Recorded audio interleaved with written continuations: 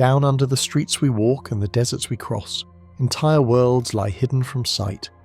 Cities carved into cliffs, labyrinths dug beneath villages, and chambers sealed within rock hold the stories of civilizations that lived in shadows. Stone walls whisper of daily life, of rituals and of secrets long concealed. Why were these places built underground, and what truths do they still keep? As we move through tunnels, hidden chambers, and forgotten corridors, a hidden history unfolds, one that challenges what we think we know about the people who shaped the world from beneath its surface. Derinkuyu, Turkey, the Labyrinth of Thousands. Beneath the rolling hills of Cappadocia, in central Turkey, a hidden world stretches silently beneath the earth. From the surface, the small town of Derinkuyu appears ordinary, its modest stone houses and dusty streets blending into the volcanic landscape. But just beneath these familiar streets lies an astonishing secret, a city carved entirely out of soft volcanic rock, descending dozens of meters into the depths of the earth. It is a labyrinth of tunnels and chambers that could shelter tens of thousands of people, a network so intricate that explorers describe it as a subterranean universe. The first explorers of Derinkuyu in the modern era were residents who stumbled upon a concealed doorway in the early 20th century. A small hole in the rock led to a descending tunnel, and as they ventured further, the walls opened into massive rooms, carved stairways, and hidden passageways. Word of the discovery spread, and soon archaeologists began careful surveys. Each step into the labyrinth revealed layers of history, evidence of civilizations determined to survive in the face of constant threats from invaders and harsh climates. The city itself is staggering in scale. It contains multiple levels, some extending over 60 meters below the surface. Each level served a specific purpose. Living quarters are interspersed with storage rooms, kitchens, stables, and communal spaces. Ventilation shafts rise like narrow chimneys, allowing air to circulate even at the lowest depths. The careful planning and engineering are apparent in every corridor and chamber. Heavy stone doors, carved to roll across passages, could seal entire levels, protecting inhabitants from potential enemies above. The precision with which these spaces were constructed suggests advanced knowledge of both architecture and human behaviour. Historians believe that Derinkuyu was first developed around the 8th century BCE, possibly by the Phrygians, though the city saw continuous use for centuries, adapting to the needs of different communities. Early Christian groups expanded the tunnels to escape persecution, creating hidden chapels and baptismal pools. Frescoes and carved symbols hint at spiritual life intertwined with survival, showing that the underground city was not just a refuge but a place where daily life, faith and culture continued quietly, hidden from the world above. Walking through the narrow passageways, the air changes. It grows cooler, slightly damp, and carries the faint scent of centuries-old stone. Light from the entrance disappears quickly, replaced by shadows that play along curved walls. Some corridors twist unexpectedly, opening into surprisingly large rooms with vaulted ceilings. Each chamber feels like a hidden world, carefully designed to be self-contained yet connected. Archaeologists note that the arrangement allowed inhabitants to move without fear of being trapped or ambushed, suggesting a strategic mind behind every passage. One of the most striking aspects of Derinkuyu is its water system. Ingenious channels and wells reach deep underground, ensuring that inhabitants can live for extended periods without exposure to the surface. Archaeologists have found cisterns and drainage tunnels that prevented flooding and kept water clean. This system indicates a remarkable understanding of engineering and the natural environment. Those who built it anticipated both daily needs and potential crises, preparing for long periods of isolation beneath the earth. Explorers often remark on the feeling of disorientation in the labyrinth.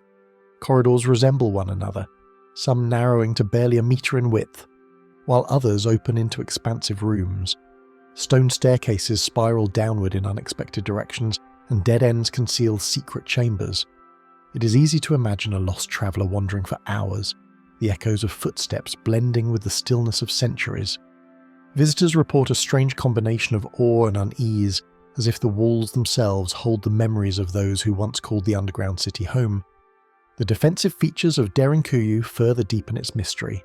The massive rolling doors could only be moved from within, allowing a small group to control access to entire sections. Narrow corridors funneled potential intruders into choke points, and hidden escape routes offered alternatives in case of invasion. Some scholars suggest that the city was designed not only to shelter families, but to function as a complete society underground, self-sufficient and impervious to outside threats. The careful balance of accessibility and defence reflects a society constantly aware of danger. Archaeological findings provide glimpses into the daily lives of Derinkuyu's inhabitants. Cooking hearths and storage bins show the preparation and preservation of food. Stables hint at the presence of livestock kept underground for safety. Small chapels reveal devotion and the continuation of religious practice in isolation. Each detail adds texture to our understanding, showing that the underground city was not merely a place to hide, but a functioning community with routines, concerns, and aspirations. These traces humanize the labyrinth, turning stone and shadow into a lived experience. The relationship between Derinkuyu and the surrounding underground networks adds another layer of intrigue. Some tunnels connect to other nearby subterranean cities, suggesting a broader system of hidden communities. Scholars debate whether these passages allowed trade, communication, or joint defence among settlements. The possibility of an extensive underground network beneath Cappadocia raises questions about the scope of ancient engineering and the coordination required to maintain such systems over centuries. It paints a picture of a region shaped as much by the shadows below as by the landscape above. Modern studies continue to reveal surprises. Sensors and careful excavation uncover hidden rooms previously unknown, chambers that may have been forgotten even by past inhabitants. Each discovery sparks both excitement and new questions. Why were some areas abandoned? Who exactly lived here during different periods? The answers are elusive, obscured by time and the layering of successive civilizations, each leaving traces in the rock without leaving written records to fully explain their decisions. Visitors to Derinkuyu often describe the experience as entering another world. The silence is almost complete, broken only by the sound of footsteps or the faint drip of water. Shadows gather in corners, and the mind begins to fill empty spaces with imagined voices and movements. It is easy to sense the presence of countless people who lived, worked, worshipped, and hid in these passages. Every turn offers the possibility of a new secret, a hidden chamber, or a long-forgotten corner of the city yet to be explored. Despite the centuries, Derinkuyu remains accessible and partially open to the public, but much of it is still unexplored or unstable. Archaeologists continue their careful work, uncovering new details about the city's construction and use. Each discovery adds layers of understanding while reinforcing the sense that the full story may never be known. It is a place that tests the imagination, challenges assumptions about ancient engineering, and preserves mysteries that have endured for thousands of years. Under Cappadocia's sun-drenched hills, the silent and sprawling Derinkuyu waits, a labyrinth that has housed countless generations while keeping its mysteries intact. Setenil Underground Quarter, Spain. The cliffside subterranean settlement. Sunlight slants over the whitewashed walls of Setenil de las Bodegas, casting shadows that make the town appear to cling impossibly to the cliffs. The streets wind in surprising directions, snaking beneath enormous rock overhangs that feel like natural ceilings. Visitors often pause in awe at the sight of houses built directly into the stone, their facades emerging from the cliffs as if grown from the rock itself. The town seems to exist in a quiet tension between permanence and fragility, caught in the slow passage of centuries while remaining remarkably intact. Walking through Setenil, it is easy to notice the contrast between the narrow streets and the expansive rock formations above. The massive boulders seem to press down, yet the buildings endure. Locals say that living beneath these cliffs offers protection from both the harsh sun and the cold winter winds. In some homes, the kitchens open directly to the rock walls, with natural stone forming walls, ceilings, and even countertops. The space is not only practical but intimate, blending human habitation seamlessly with the landscape. Evidence suggests Setenil has been settled since Roman times, though much of its architecture dates to the Middle Ages. The town played a strategic role in southern Spain, particularly during the Reconquista, when Christian forces sought to reclaim territory from the Moors. The cliffside homes offered both shelter and a defensive advantage. Narrow passageways and concealed vantage points allowed residents to observe approaching threats while remaining largely hidden. The combination of natural rock protection and human ingenuity created a settlement that could resist both weather and warfare. Inside many of the subterranean homes, the air carries the cool, damp scent of the stone. Walking through one of these dwellings, a visitor can feel the temperature drop several degrees compared to the sunlit street outside. The interiors are often dim, lit by small windows or open courtyards. Some spaces extend deep into the cliffs, forming long halls or rooms that feel far removed from the surface world. Archaeologists and architectural historians note that the orientation of rooms, the thickness of walls, and the use of natural rock all suggest careful planning aimed at maximizing comfort and efficiency while blending with the environment. Residents who've grown up in Setenil often describe the rhythm of life as shaped by the rock itself. Children play along the stone-paved streets, their footsteps echoing against cliff walls. During festivals, music drifts through passageways carved into the cliffs, creating an almost cathedral-like resonance. The town's unique structure encourages a quiet, reflective lifestyle. Locals report that living partially beneath the rock gives a sense of security and connection to the past, as if they share the space with generations who carved and shaped it before them. The town's water systems also demonstrate the ingenuity of past builders. Rainwater and spring-fed streams were channeled carefully through channels and cisterns, supplying homes tucked beneath the overhangs. Some storage areas remain intact, their stone basins still able to hold water. These features reveal that Setenil was not merely a defensive refuge, but a fully functional community designed to survive and thrive within the constraints of the cliffs. Every structural choice, from wall thickness to placement of windows, was made with both practicality and durability in mind. Exploring the streets today, one notices the subtle ways the town has changed over time. Many buildings still retain centuries-old beams, arches and plaster, showing traces of Moorish and later Christian influence. Doorways carved into the rock vary in shape and size, some rounded, some rectangular, reflecting different periods of construction. Experts studying these features note that Setenil evolved organically, with families expanding homes gradually over generations, creating a layered history that is both visible and tactile. The rock itself holds countless stories. Its surface bears tool marks, pits, and smoothing that hint at the long process of shaping homes directly from the cliffs. In some areas, carved niches were used for storage or as altars, suggesting a blend of domestic and ritual spaces. Visitors who lean close to the stone can almost feel the passage of hands that work tirelessly to carve safe spaces in the heart of the rock. The interplay between natural formation and human intervention gives Setenil a timeless quality, where every corner invites closer inspection and reflection. Local legends add another layer of fascination. Some say that hidden tunnels connect different houses and neighborhoods, allowing people to move unseen in times of conflict.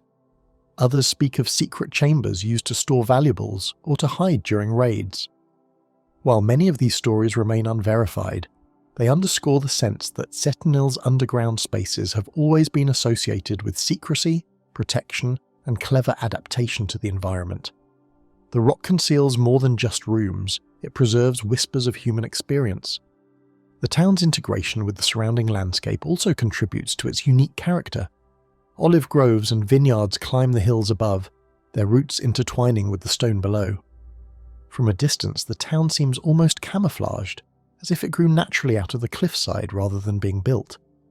Historians note that the builders took full advantage of the overhangs to minimize construction while maximizing protection. In essence, Setenil is a partnership between humans and the earth, each shaping the other over centuries of coexistence. Even today, researchers continue to discover subtle features previously overlooked. Small niches, hidden stairways, and minor extensions of homes reveal that the settlement may have been more extensive than originally thought. These discoveries fuel curiosity about daily life in the past and the ingenuity required to carve living spaces into solid rock. Scholars debate how many generations contributed to the underground quarter and what strategies allowed the town to remain continuously inhabited for centuries. Many who wander beneath the cliffs describe a surreal atmosphere where sunlight and shadow intertwine unexpectedly. Sounds travel differently in these spaces, amplifying whispers or footsteps. The experience can feel like stepping back in time when life was closely entwined with the earth. and the cliffs offered both shelter and mystery. Every twist in the narrow passageways and every stone wall evokes a sense of continuity with the past, a reminder that people have long adapted to their environment in ways that are both practical and astonishing. Setenil de las Bodegas is more than a historical curiosity. It is a living testament to the creativity, resilience, and resourcefulness of those who chose to live beneath the cliffs. Its subterranean spaces reveal how communities can thrive in harmony with challenging landscapes. The town stands as a reminder that human ingenuity often emerges in unexpected forms, shaping settlements that endure far longer than those built on open ground. In the shadow of towering cliffs, Setenil's alleys conceal enigmas that baffle those who wander them. Nushabad, Iran, the underground refuge. A faint chill rises from the earth as visitors descend into the tunnels beneath Nushabad. The village itself appears ordinary, with low stone houses and narrow streets that blend into the arid Iranian landscape.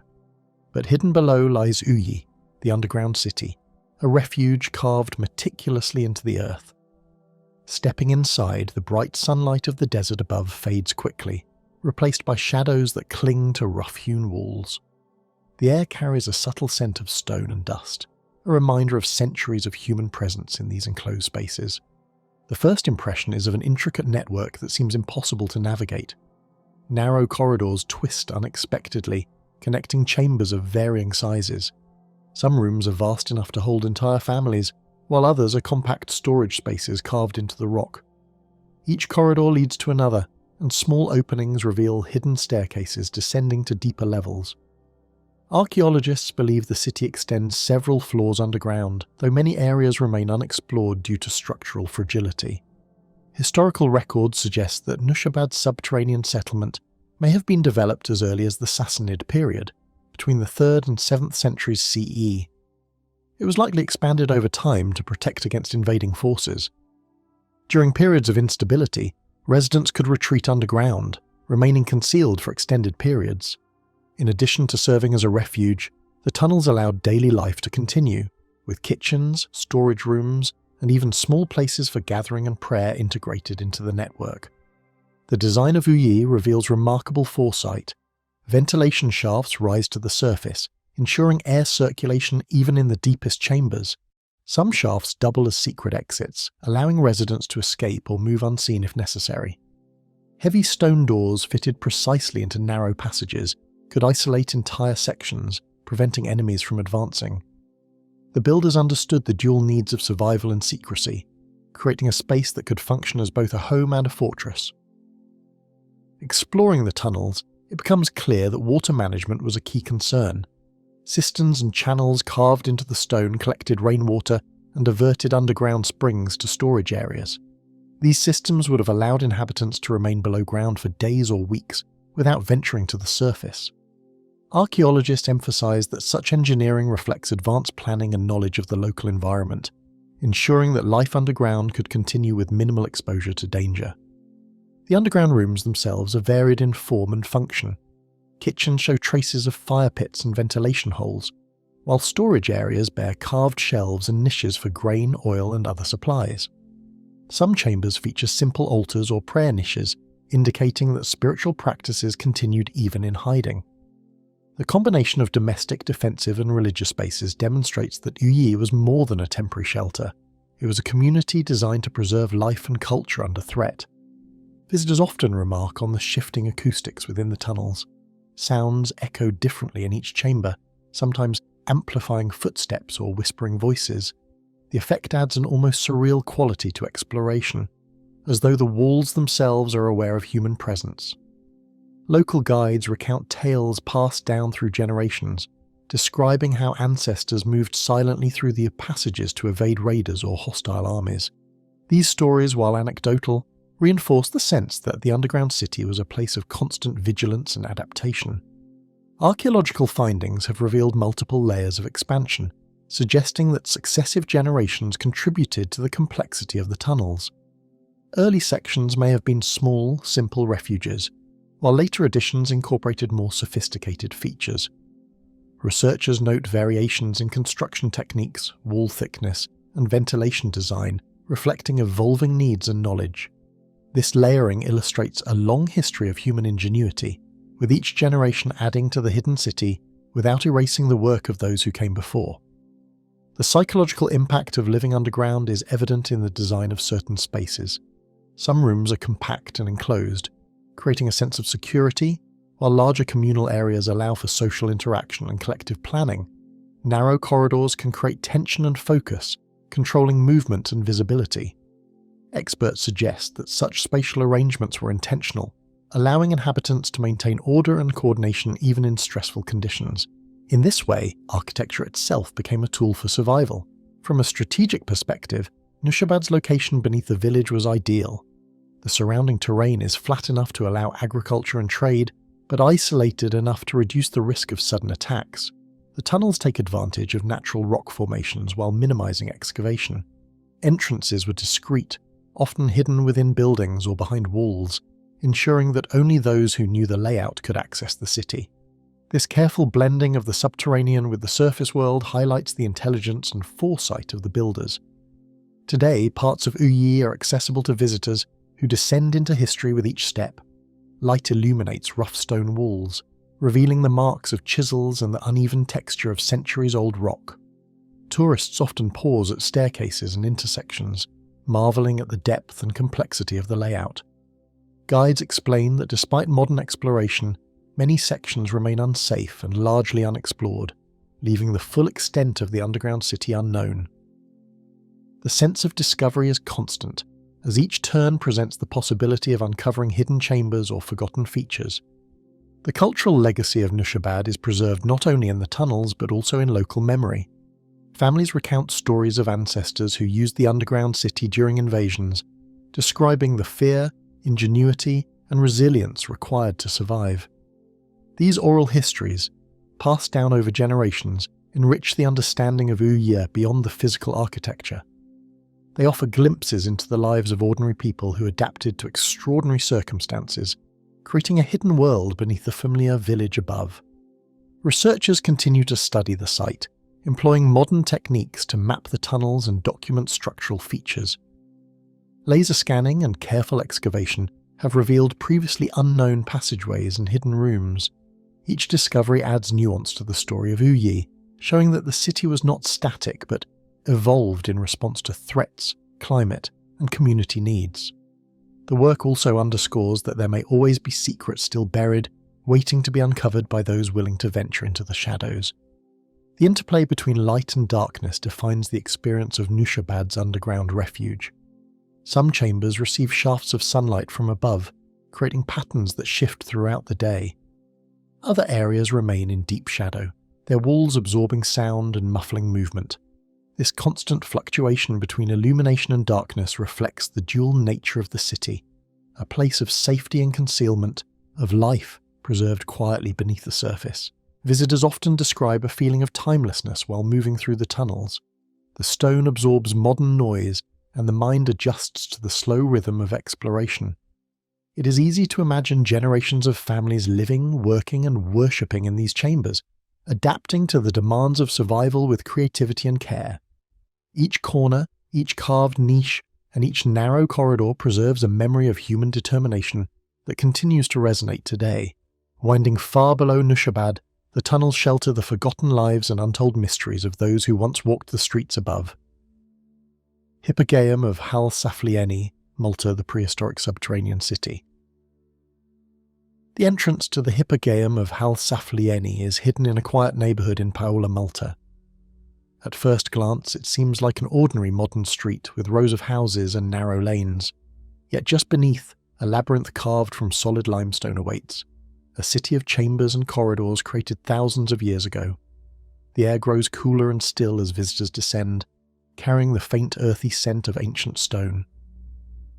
It is easy to imagine the hands that hollowed each passage, the careful effort required to carve space deep underground without modern tools. Excavations in the early 20th century revealed the extraordinary complexity of the Hypogeum.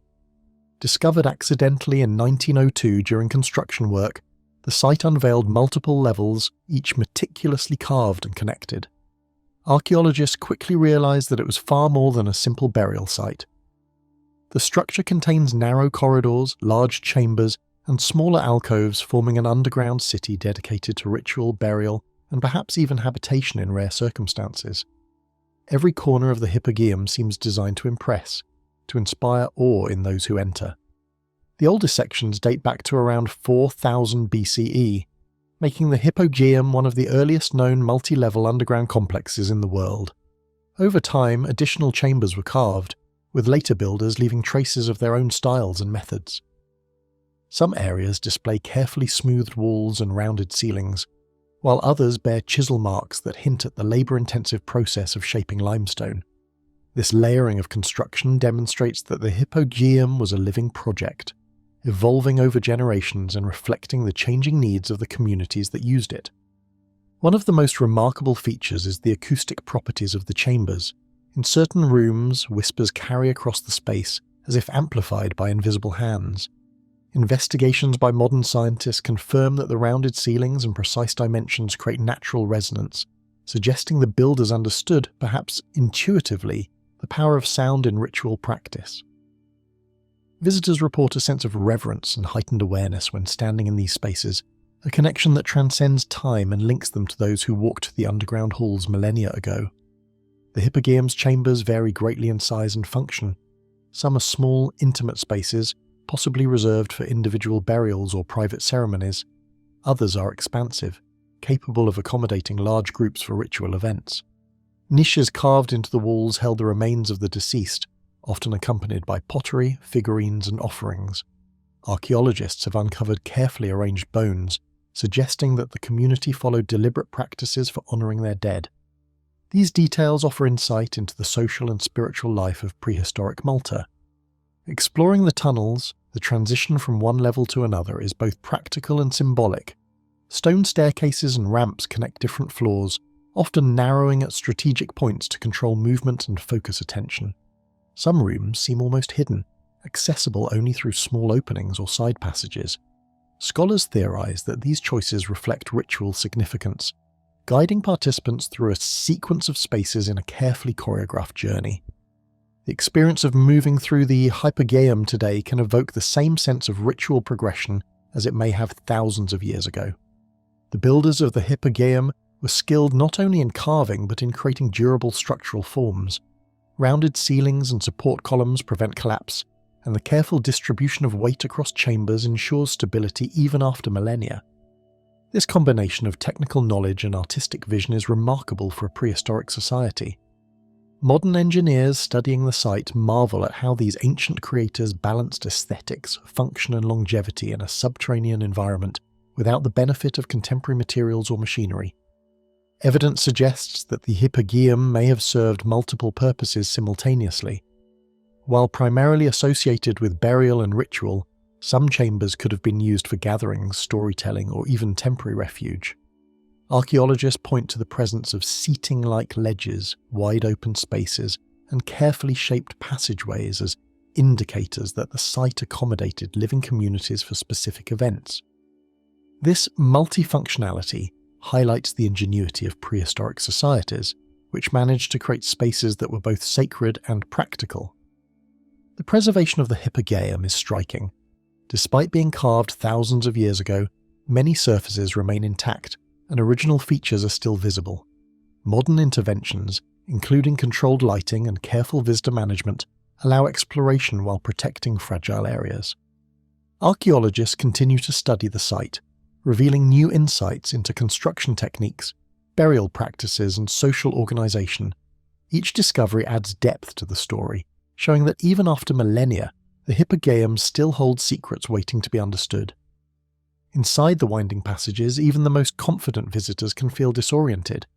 The passageways twist and turn unexpectedly, chambers vary in scale, and lighting is limited to artificial sources or carefully guided daylight. It is easy to lose track of direction or distance, creating the impression of a vast continuous underground city. The Hypogeum is not just a burial site. It is an experience of space, architecture, and human intention, designed to engage those who enter both physically and mentally. Local stories add another dimension to the Hypogeum's mystique. Early excavators reported finding tiny niches and hidden rooms whose purpose remains unclear. Some spaces appear inaccessible without careful maneuvering, leading to speculation about secret rituals or sacred practices that have no surviving record. These stories, combined with scientific analysis, underscore that the Hypogeum was not only a physical construction but also a carefully curated environment shaped by belief, tradition, and cultural memory. The limestone itself carries its own history. Marks of tools, smoothing techniques, and minor imperfections reveal the labour invested by countless hands. Each wall and ceiling is a record of effort, patience, and skill. Visitors who run their fingers lightly across the stone can sense the texture of human labour spanning generations, a tangible connection to the people who shaped the Hypogeum. The space is as much a monument to human determination as it is to ritual and burial. Even after more than 6,000 years, the Hypogeum continues to challenge understanding. Scholars debate the full extent of its original use, the reasons for certain architectural choices, and the cultural significance of particular chambers. New research and non-invasive scanning methods hint at hidden spaces and structural nuances yet to be explored. The mystery persists, maintaining an aura of reverence and curiosity that draws visitors and researchers alike. Standing in the deepest chambers, one can sense the deliberate thought behind every curve and corridor. The Hypogeum was crafted to endure, to inspire, and to connect generations through space, sound, and ritual. It is a silent witness to prehistoric life, carrying the echoes of ceremonies, burials, and perhaps moments of ordinary living. Every carved wall, every shadowed niche, is a reminder that human creativity has long reached below the surface to shape hidden worlds. Secrets lie undisturbed within the Hypogeum of Hal Safleeni, tucked beneath Paola, where every chamber tempts discovery. Wieliczka underground city, Poland, the Salt City Labyrinth. The first step into Wieliczka's underground world is a sudden shift from sunlight to shadow. The entrance near the town of Wieliczka in southern Poland descends into a tunnel hewn from solid salt. Visitors immediately notice a cool, dry air that carries a faint crystalline scent. The walls glisten subtly, revealing centuries of human labour. It is a strange combination of natural beauty and human ingenuity, where the earth itself has been transformed into an elaborate network of chambers and passageways. Salt has been mined in this region for more than 7 centuries. Records show that by the 13th century, miners were already carving extensive tunnels, creating spaces that went far beyond the needs of extraction. Over time, chambers grew larger and more complex, forming halls, chapels, and even living spaces. The underground city developed into a labyrinth where work, worship, and community life intertwined, shaping a hidden society entirely beneath the surface of the land above. Walking through the tunnels, one becomes aware of the careful planning that allowed miners to work safely and efficiently. Support pillars, carved directly from the salt, hold ceilings high above. Wide corridors accommodate both passage and storage, while smaller chambers serve specialized functions. Some rooms were used for processing salt, while others were places to rest or gather. The design reflects a balance between practicality and creativity, showing that the miners were attentive not only to survival but also to the quality of the spaces they inhabited. The Chapel of St. Kinga is among the most striking features of the underground city. Carved entirely from salt rock, it is adorned with sculptures, reliefs, and altars that demonstrate remarkable artistry. Every figure, from angels to biblical scenes, is hewn from salt by generations of miners. Light entering from small openings creates a soft glow on the carvings, highlighting the care and devotion that went into their creation. Visitors often describe the chapel as sacred, a place where human skill and spiritual expression merge deep beneath the earth. Beyond the chapels, the labyrinth expands into long corridors and wide halls. Some chambers have been enlarged over time, forming spaces that could host entire gatherings. Others are more compact, serving as storage or work areas. Archaeologists note that the underground network was not static, it evolved over centuries. Successive generations modified tunnels, reinforced ceilings, and created new rooms to suit changing needs. This layered construction gives the city a sense of growth and continuity, as if it were a living entity adapting to human activity over time. The interplay of light and shadow in Wieliczka is striking. Candles and modern lighting cast reflections on crystal-like surfaces, revealing the textures of the salt walls. The glimmering surfaces enhance the sense of wonder, turning everyday corridors into spaces that feel almost magical. Visitors report a subtle, otherworldly feeling, as though the labyrinth has been carefully designed to evoke both awe and contemplation. This sensory dimension is part of what makes the underground city unique, blending functionality with a quiet theatricality. Miners were not only builders but also preservers of history. Carved inscriptions, dates and names mark their work, leaving a record of those who toiled for centuries beneath the earth. Archaeologists have catalogued these markings, which offer insight into daily life, labour practices and the personal pride of workers. Some inscriptions commemorate events, while others are simple signatures, demonstrating the human presence that shaped and maintained the labyrinth over generations. Water management was an important concern in the underground city. Channels and drainage systems carry away excess moisture, protecting chambers from collapse or salt erosion. Ingenious ventilation shafts allow fresh air to reach deep within the tunnels. These systems reveal that the miners were not only skilled artisans but also adept engineers. They understood the environmental challenges of working beneath the surface and implemented solutions that allowed the city to endure for centuries. The labyrinth of Wieliczka also served practical social functions. Certain chambers acted as meeting spaces, where miners gathered for rest, meals or discussion. Others were dedicated to religious observance, with carved altars and statues reflecting faith and devotion. The combination of workspaces, spiritual areas and communal halls shows that the underground city was designed to meet the needs of both labour and life. It was a society within the earth, where survival, artistry and community merged seamlessly. Exploration of the tunnels today evokes a sense of discovery. Some corridors twist and turn unexpectedly, revealing hidden rooms or miniature chapels. Archaeologists continue to uncover new areas, showing that even after centuries of study, the full extent of the labyrinth remains unknown. Visitors often describe a sensation of walking through layers of history, where each chamber contains traces of those who worked, prayed, and lived beneath the surface. The hidden city continues to reveal secrets, keeping curiosity alive. The scale of the underground network is impressive.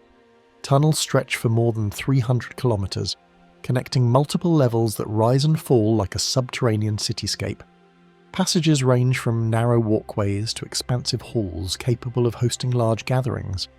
This immense scope demonstrates not only the determination of miners, but also the ingenuity required to sustain a functioning community deep underground. Every detail, from structural support to decorative carving, shows careful attention and long-term planning. Cultural legacy is woven into every part of Wieliczka. The labyrinth reflects centuries of artistic tradition, spiritual practice, and labour culture. Sculptures, inscriptions, and preserved chambers tell the story of miners who turned work into art and survival into a community. Scholars study these elements to understand both the technical and human dimensions of the site. The underground city preserves a record of society that is both tangible and evocative, providing insight into the lives of people long gone. Modern visitors often remark on the sense of isolation and timelessness within the tunnels. The sounds of the world above fade, replaced by the echo of footsteps and distant dripping water. The cool, dry air, the glimmer of salt walls, and the intricate carvings create an atmosphere unlike any other. Each turn in the labyrinth presents a new perspective, a hidden chamber, or a subtle artistic detail. It is a place where history is palpable, where human ingenuity and creativity endure beneath the earth. Its corridors continue to welcome those with the courage to explore and the patience to study. Researchers use advanced mapping techniques to document tunnels and chambers, uncovering previously unknown passages. Each discovery adds depth to the understanding of Wieliczka, showing how the underground city adapted over centuries and how the labour and vision of countless individuals shaped a hidden world beneath Poland. The network continues to challenge assumptions about what human societies can achieve underground. Salt, both material and metaphor, defines the city. Its surfaces hold the marks of human hands, the traces of centuries of labour, and the quiet beauty of a substance transformed into art and architecture.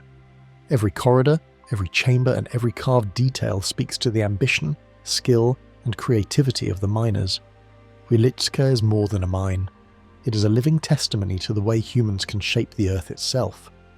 Within the glimmering walls of the salt labyrinth, the echoes of countless generations still linger, waiting for those who descend to uncover their stories. Seti City, Egypt, the lost subterranean settlement. In the Valley of the Kings, beneath the sun-scorched hills of Luxor, lies the tomb of Pharaoh Seti I. Discovered in 1817 by Giovanni Belzoni, this tomb, known as KV-17, stands as one of the most intricate and beautifully decorated in all of Egypt. Its walls are adorned with vivid scenes from the Book of Gates and the Book of the Dead, depicting the king's journey into the afterlife. However, it is not just the artistry that captivates, it is the tomb's unexpected feature, a mysterious tunnel that descends deep into the earth. This tunnel, first noted by Belzoni, begins within the burial chamber and plunges steeply into the bedrock. For over a century, its purpose remained unclear. In the 1960s, under the direction of Sheikh Ali Abdel Rasool, efforts were made to excavate the tunnel. However, work halted after 130 meters due to safety concerns and the risk of destabilizing the tomb. The tunnel was left to time and the elements, its secrets buried once more. The tunnel carved beneath Seti I's tomb is not only a marvel of design, but also a challenge of nature. The limestone surrounding the passage is soft and fractured, prone to sudden collapses.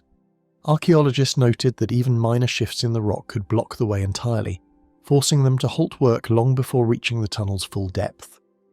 This delicate balance between ambition and danger may explain why the ancient builders themselves abandoned the excavation, leaving it suspended in time as a warning of the Earth's hidden resistance. It wasn't until 2007 that a renewed excavation began. Led by Dr. Zehi Hawass, archaeologists cleared debris and reinforced the tunnel's structure with metal supports. As they advanced, they uncovered artifacts, pottery fragments, limestone cartouches bearing Seti I's name, and a small faience model boat. The walls of the tunnel revealed preliminary sketches for decorations, suggesting that the tunnel was intended to be more than a mere passage. It was to be a sacred space, richly adorned and purposeful. Despite these discoveries, the tunnel's end came abruptly after 174 meters. There was no hidden chamber, no concealed burial site. The tunnel simply stopped, its purpose unfulfilled. Dr. Hawass speculated that Seti I may have intended to create a secret tomb within a tomb, a hidden burial place that would remain concealed even after death. However, with Seti's death and the subsequent reign of his son, Ramesses II, the tunnel's construction was abandoned. The unfinished passage stands as a testament to the pharaoh's ambition and the mysteries that remain locked within the earth. Clues to the tunnel's purpose appear in fragments of inscriptions found near KV-17 and in nearby tombs. Some papyri mention hidden chambers and secret passages intended to protect the king in the afterlife, while hieroglyphs hint at spaces meant only for the most sacred rites. Scholars suggest that Seti I may have planned a layered burial, one concealed beneath the visible tomb, meant to shield his journey into eternity from both thieves and gods. Yet no definitive evidence of such a chamber has ever been found, leaving only speculation to fill the void. The tomb of Seti I is not an isolated case. Across Egypt, other subterranean sites hint at a deeper hidden history. In the city of Abydos, for instance, the Osirion, a subterranean structure associated with Seti I's mortuary temple, features a labyrinth of chambers and tunnels. Its purpose remains a subject of debate among scholars, with some suggesting it was a cenotaph, a symbolic tomb for the king. The Osirion's design and location, deep below the temple, indicate a deliberate effort to create a sacred underground space. Water played a subtle yet crucial role in these underground sanctuaries. In tunnels and chambers across Egypt, channels and basins are carved into the stone, possibly for ritual purification or to symbolize the waters of the underworld. Some archaeologists believe that the Osirion and similar sites could be partially flooded during ceremonies, creating reflections of the stars above and enhancing the spiritual atmosphere. Such engineering demonstrates that these subterranean spaces were not only hidden but also carefully crafted for sacred experiences far removed from the sunlit world. These underground sites challenge our understanding of ancient Egyptian architecture and burial practices. They suggest that beneath the grand monuments and towering pyramids, there exists a hidden world, a world of subterranean sanctuaries and secret passages, built with purpose and precision. The unfinished tunnel of Seti I is but one example of this hidden realm, a realm that continues to intrigue and elude our comprehension. As modern archaeology delves deeper into these underground sites, discoveries continue to emerge. Each find adds a layer to the complex tapestry of ancient Egyptian civilization, revealing a people who were not only master builders but also creators of hidden worlds beneath the earth. The mysteries of Seti City and its subterranean counterparts remind us that history is not always found in the light of day. Sometimes it is buried beneath our feet waiting to be uncovered. The tunnel of Seti I, with its abrupt end and unanswered questions, stands as a silent sentinel to the past. It invites us to ponder the intentions of a pharaoh who sought to transcend death through hidden means. And as we stand at the threshold of this enigmatic passage, we are reminded that some mysteries are not meant to be solved, but to be pondered forever. The earth clings to its secrets in the shadow of Seti I's tomb, the tunnel a quiet witness to ambition faded with time. Petra, Jordan, the lost city carved in stone. Petra, often called the Rose-Red City, lies hidden within the rugged mountains of southern Jordan. Its sandstone cliffs, bathed in hues of pink and red, have long concealed a city that once thrived as a bustling crossroads of ancient trade routes. The city's origins trace back to the 4th century BCE when the Nabateans, a nomadic Arab people, established it as their capital. By the 1st century BCE, Petra had blossomed into a thriving metropolis, renowned for its architectural marvels and strategic location. Petra sits along the Wadi Musa, where the surrounding mountains create a natural fortress, shielding the city and keeping its treasures hidden from all but those who know the paths. The most iconic structure in Petra is Al-Khazna, or the Treasury. Carved directly into the cliff face, this grand facade stands as a testament to the Nabateans' architectural prowess. Its intricate carvings and towering columns have captivated visitors for centuries. Beyond its beauty, Al-Khazna served a practical purpose, likely functioning as a mausoleum for a Nabatean king. The structure's name, the Treasury, stems from local legends suggesting it housed hidden treasures. As visitors venture deeper into Petra, they encounter the Sik, a narrow, winding gorge that serves as the main entrance to the city. This natural passageway, flanked by towering rock walls, leads to the heart of Petra. The Sik's winding path and sudden openings create a sense of anticipation, guiding explorers toward the city's hidden wonders. Along the winding path of the Sik, small niches and hidden carvings appear in the rock walls. Many of these recesses hold tiny tombs or ceremonial spaces, suggesting that even the journey into the city was imbued with ritual significance. The Nabateans seemed intent on guiding travellers through a story carved in stone, using the cliffs themselves to communicate messages of power, faith, and memory. Petra's urban design reflects the Nabateans' advanced engineering skills. The city was meticulously planned, with a network of streets, plazas, and public buildings. The colonnaded street, lined with columns and leading to the Great Temple, showcases the city's grandeur. The Great Temple, one of Petra's largest structures, is believed to have been a centre for religious and civic activities. Its massive scale and intricate design underscore the city's importance in the ancient world. Nearby theatres carved into the cliffs could hold thousands of people hosting performances and gatherings that reveal Petra was not only a centre of trade, but also a hub of culture and public life. Water management was crucial for Petra's survival in the arid desert environment. The Nabateans developed an elaborate system of channels, dams, and cisterns to collect and store rainwater. This ingenuity allowed Petra to flourish despite its challenging surroundings. The remains of these water systems are still visible today, offering insights into the city's sophisticated infrastructure. An intricate network of underground channels and cisterns ensured water reached all corners of Petra. These systems connected to public fountains, baths, and private residences, demonstrating careful planning and a sophisticated understanding of hydraulics. The cisterns were carved to maximize storage while minimizing evaporation, allowing the city to thrive even in the harsh desert climate. This ingenuity ensured Petra's survival through seasons of drought and reinforced its status as a hub of human ingenuity. The city's decline began in the 4th century CE, following a devastating earthquake in 363 CE that caused significant damage. Subsequent shifts in trade routes further diminished Petra's prominence. By the 7th century, the city had been largely abandoned, its secrets hidden beneath the sands of time. Trade once fueled Petra's wealth, with caravans carrying incense, spices, and luxury goods along routes linking Arabia, Egypt, and the Levant. The city's strategic position allowed the Nabateans to control commerce and levy taxes, creating a thriving economy. But as maritime routes gained prominence and overland paths shifted, Petra gradually lost its role as a commercial centre. The decline of trade, coupled with natural disasters, slowly emptied the city of its inhabitants and diminished its influence in the ancient world. Petra remained unknown to the Western world for centuries.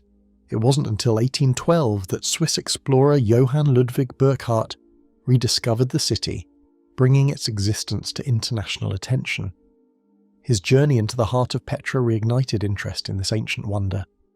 Burckhardt relied on local Bedouin guides who shared stories of hidden tombs and secret treasures, preserving the memory of Petra through oral tradition long before the city returned to the wider world's attention. At present, Petra stands as a UNESCO World Heritage Site, attracting visitors from around the globe. Its blend of natural beauty and human ingenuity continues to inspire awe and admiration. The city's preservation efforts ensure that future generations can experience its splendour and uncover the stories etched into its stone walls. Every excavation brings new revelations from Petra's cliffs and valleys, uncovering the city's long-held secrets. Lesser-known tombs, carved amphitheatres, and domestic spaces reveal details of daily life, social hierarchy, and burial practices. Artifacts such as pottery, coins, and inscriptions provide glimpses into the culture and beliefs of the Nabateans. Ongoing excavations remind visitors that Petra is not only a preserved monument but also a living archive of human history, with secrets still waiting to emerge from the rose-coloured stone. Exploring Petra offers a journey through time where every carved facade and hidden passage tells a tale of a civilization that once thrived in the heart of the desert. The city's enduring legacy serves as a reminder of the human capacity to create and endure, even in the most challenging of environments. As the sun sets over the rose-hued cliffs, casting long shadows over the ancient city, Petra's mysteries remain, waiting to be discovered by those who venture into its depths. Ajanta Caves, India, the hidden monastic complex. Carved deep into the cliffs of Maharashtra, the Ajanta Caves hold centuries of secrets. Their darkened halls echo the whispers of monks long vanished from the world above. Carved into steep rock faces overlooking the Wagora River, the caves were crafted between the 2nd century BCE and the 6th century CE.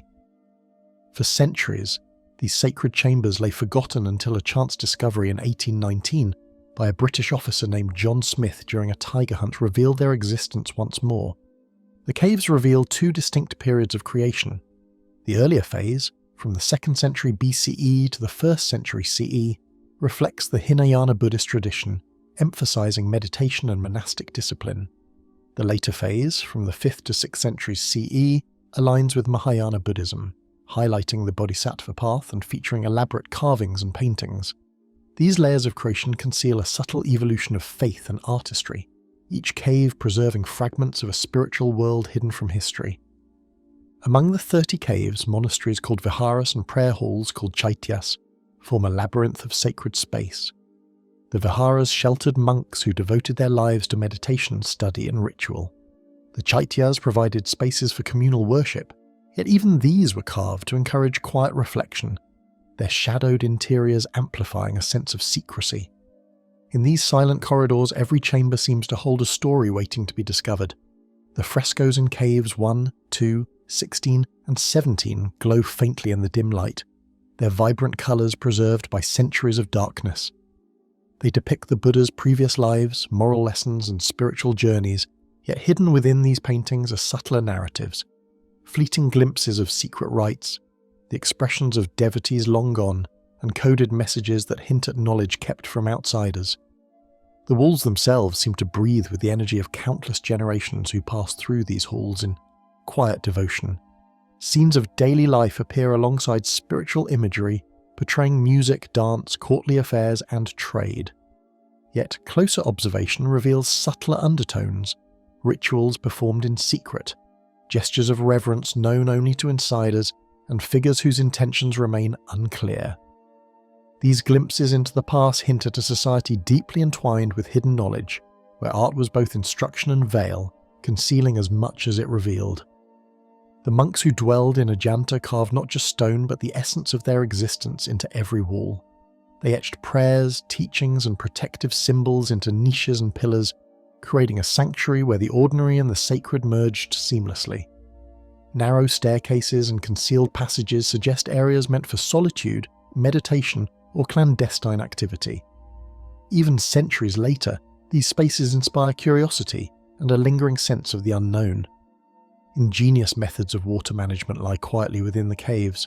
Channels carved into the rock collected rainwater, directing it to cisterns hidden deep within the complex.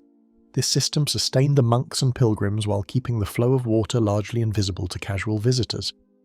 Some cisterns may have fed ceremonial pools or ritual baths, adding layers of meaning to the infrastructure.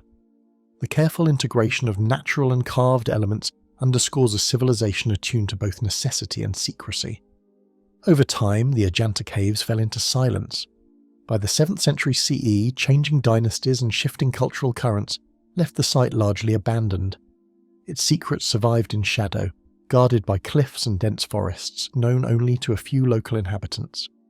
When John Smith stumbled upon the site in the 19th century, he entered a world untouched by modern eyes, where every painting and carving held stories that had lain dormant for centuries.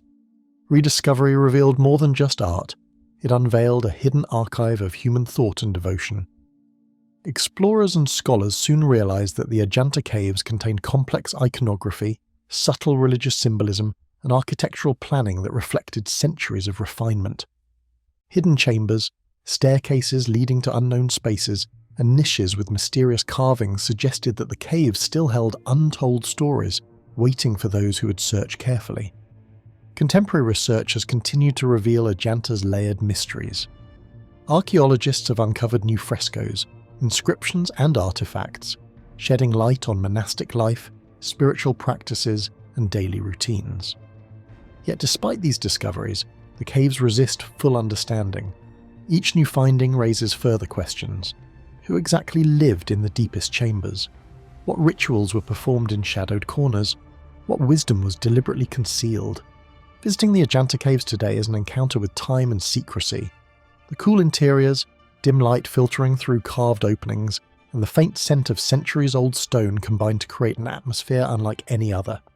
Tourists and scholars alike experience not only the artistry of the murals, but the presence of lives once lived in devotion, study, and mystery. Each step along the worn floors and carved stairways feels like moving closer to truths that remain partially hidden. Even as the caves are preserved as a UNESCO World Heritage Site, much of their essence remains elusive. Conservation protects the walls and paintings, but the intangible legacy, the subtle messages in posture, gesture, and placement, cannot be fully catalogued. Visitors can see the surface of history, yet the heart of Ajanta continues to keep its deeper meanings veiled, whispering secrets only the attentive may sense. In the quiet recesses of Ajanta, shadows guard secrets that only the curious can uncover. Mohenjo-daro subterranean wells and storage, Pakistan Indus Valley secrets. In the arid plains of Sindh, Pakistan, the ancient city of Mohenjo-daro stands as a testament to the ingenuity of the Indus Valley civilization. Among its many marvels are the subterranean wells and storage systems, which reveal a society deeply attuned to the rhythms of water and the necessity of preservation. These structures, often hidden beneath the Earth's surface, speak of a people who understood the delicate balance between nature and urban life. The city itself was laid out with remarkable precision. Streets ran in straight lines, intersecting at perfect angles, and the placement of wells and storage areas appears deliberate. Residential quarters, commercial spaces, and possible ritual areas were separated with care, suggesting that the Indus planners understood the importance of organization not just above ground, but below it, where hidden infrastructure sustained the community. With more than 700 wells, the city achieved an impressive feat for its time. These wells were not merely functional, they were integral to the city's layout and daily life. Strategically placed within neighborhoods, each well served as a communal resource, ensuring that water was accessible to all. The design of these wells, often cylindrical and constructed with standardized bricks, indicates a sophisticated understanding of urban planning and resource management. Many wells were constructed with fired bricks carefully aligned to prevent collapse, some reaching impressive depths. Even after thousands of years, a few still stand firm, their presence a reminder of ancient engineering skill. These wells were crucial during dry seasons, providing a lifeline to residents and preserving the rhythm of city life when water became scarce. Water was a precious commodity in Mohenjo-daro, and its management was paramount. The wells were complemented by an advanced drainage system, which channeled waste away from the city, protecting the water supply from contamination. This dual approach, providing clean water while managing waste, demonstrates a level of civic planning that was unparalleled at the time. The connections between certain wells and drains hint at a subterranean network that remains largely hidden beneath the streets. These subterranean pathways may have allowed water to move silently across neighbourhoods, or even provided escape routes during crises. The very existence of these hidden connections hints at a city designed not only for survival, but for secrecy, where much of its ingenuity remains buried beneath the surface. Adjacent to these wells were storage facilities, which played a crucial role in the city's economy. Large granaries, some of the most imposing structures in Mohenjo-daro, were used to store surplus grain. These granaries were designed with ventilation systems, ensuring that the stored grain remained dry and free from pests. The presence of such storage facilities suggests a society that was not only agriculturally productive, but also foresighted in its planning. Beyond the granaries, smaller underground chambers have been uncovered, possibly used for storing water, oil, or other perishable goods. Some of these spaces are narrow and tucked away beneath houses, hinting that the city's inhabitants valued concealment and protection of their resources. The existence of such chambers suggests an understanding of preservation and security that extends beyond the visible city. The integration of wells and storage facilities within the urban fabric of Mohenjo-daro reflects a deep understanding of sustainability. By ensuring a steady water supply and efficient storage systems, the inhabitants could support a growing population and engage in trade, both locally and with distant regions. This interconnectedness of water management and storage underscores the city's role as a hub of civilization in the ancient world. Signs of ritual activity have been detected by archaeologists near specific wells and storage chambers.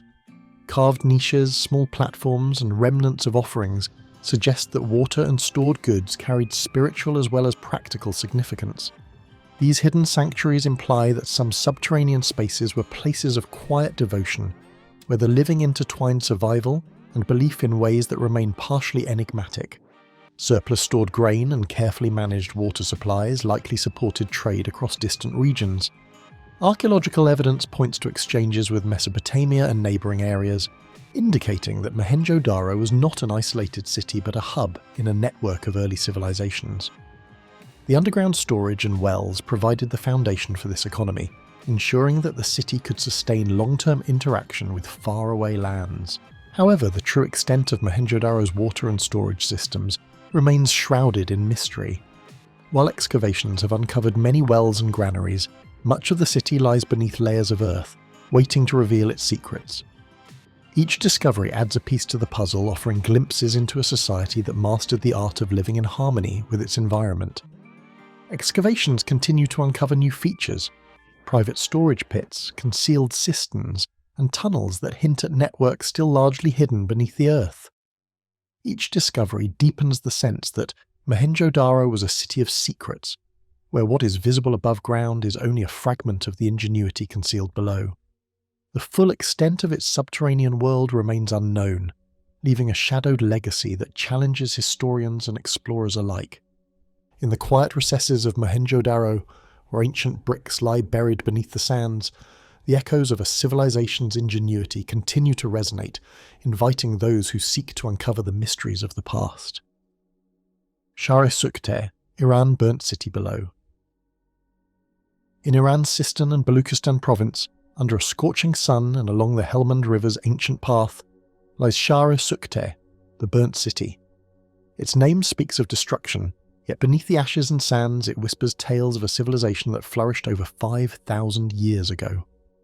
The city sprawls across 150 hectares, its layout a testament to early urban planning.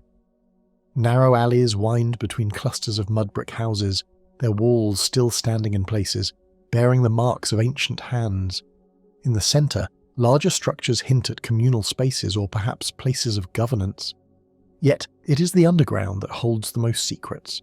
The The site's underground network of wells, pits and chambers points to a sophisticated mastery of resource management. These spaces, often hidden beneath collapsed structures, offer a glimpse into the daily lives of the city's inhabitants.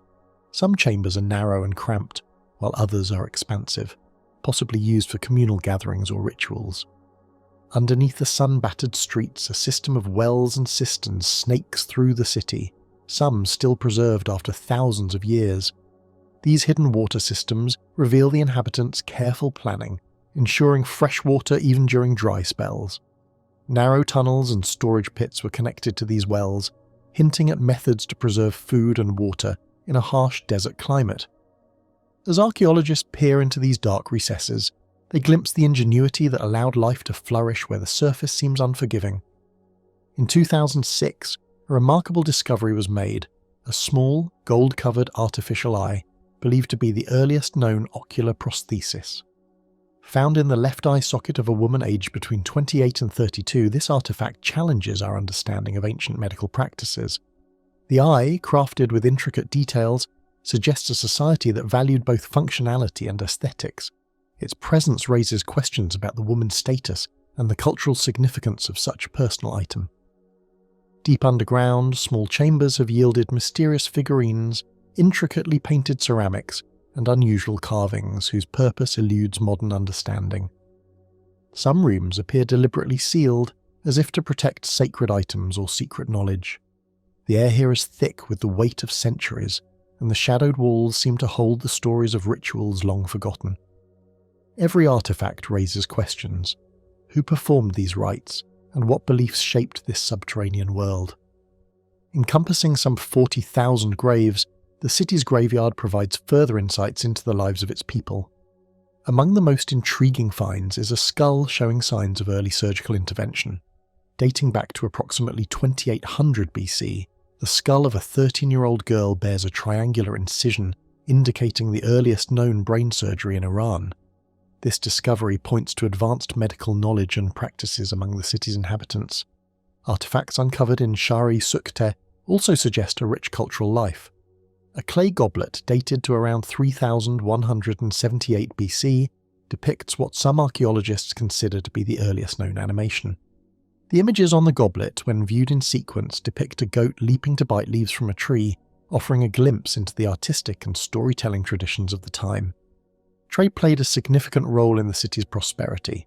Evidence of connections with Mesopotamia, Central Asia, India, and China has been found in the form of artifacts and materials not native to the region. These include lapis lazuli, a blue mineral prized for its beauty, and fine linen and hemp fibers, indicating a network of trade routes that facilitated cultural and economic exchange. Careful mapping of the city reveals narrow streets that twist between clusters of mud brick houses, each home revealing signs of private storage beneath the floors. Small chambers tucked under residences likely safeguarded grains, oils, and valuables from both theft and the harsh desert heat. These underground spaces suggest a balance between public life and private security, hinting at a population that valued both communal interaction and concealment. Walking through the ruins, one can almost imagine the quiet bustle of daily life unfolding in shadowed corridors below. Around 1800 BC, Shahr-i Sokhta came to an end, likely as a result of both ecological changes and evolving trade networks. The city's ruins, however, continue to serve as a window into the past, offering glimpses of a civilization that once flourished in the heart of the Iranian plateau. Today, Shahr-i Sokhta stands as a UNESCO World Heritage Site, preserving the legacy of its ancient inhabitants. Ongoing excavations and research efforts aim to uncover more about this enigmatic city, ensuring that its story endures for future generations. Yet much of Shahr-i Sokhta remains a mystery. Collapsed tunnels and buried chambers may conceal treasures or tools, or perhaps even evidence of practices we cannot yet imagine. Each excavation reveals fragments, but the full story of this city lies hidden beneath layers of sand and ruin. The sense of discovery is coupled with a lingering unease, as if the desert itself guards secrets that may never see the light of day. In the quiet desert landscape, the remnants of Shahr-i Sokhta lie beneath the sands, waiting to reveal more of their ancient secrets. Ozkonak, Turkey, the defensive maze. The sun casts long shadows across the Cappadocian hills, illuminating a landscape carved by time and volcanic ash. Among these formations, the ground appears serene and silent, but hidden beneath the rocky slopes lies a labyrinth few have fully explored. Ozkonak, one of Turkey's famous underground cities, stretches deep into the earth, a secret world where past inhabitants etched tunnels and chambers into the soft volcanic rock. The entrance is unassuming, a narrow stairway disappearing into darkness, yet it conceals a complex that could shelter thousands when danger approached. Discovered in 1972 by a local farmer named Latifa Kar, who noticed his irrigation water vanishing into hidden passages, Ozkonak unveiled a marvel of human ingenuity. Archaeologists soon realized the city was more than a refuge. It was a fully functioning subterranean community. The labyrinth extends across multiple levels, each carefully designed for survival, with living quarters, storage rooms, wineries, and communal spaces stacked one above the other. Ventilation shafts pierce the ceilings, allowing air to flow through the stone corridors, while hidden wells provide water even deep underground. The narrow passages of Ozkonak immediately create a feeling of tension for anyone walking through. The tunnels twist and slope unpredictably, forcing visitors to move slowly and cautiously. This design, once intended to hinder invaders, remains effective today. Small holes in the ceilings above these corridors once allowed defenders to pour boiling oil or communicate silently with other levels. Some chambers are sealed with massive stone doors that could be rolled into place, isolating one section of the city from another. Each architectural decision reflects a population deeply aware of the threats above ground and their need for layered security. The deeper levels reveal the ingenuity of everyday life within these stone walls. Kitchens, complete with hearths, show where families cooked and gathered.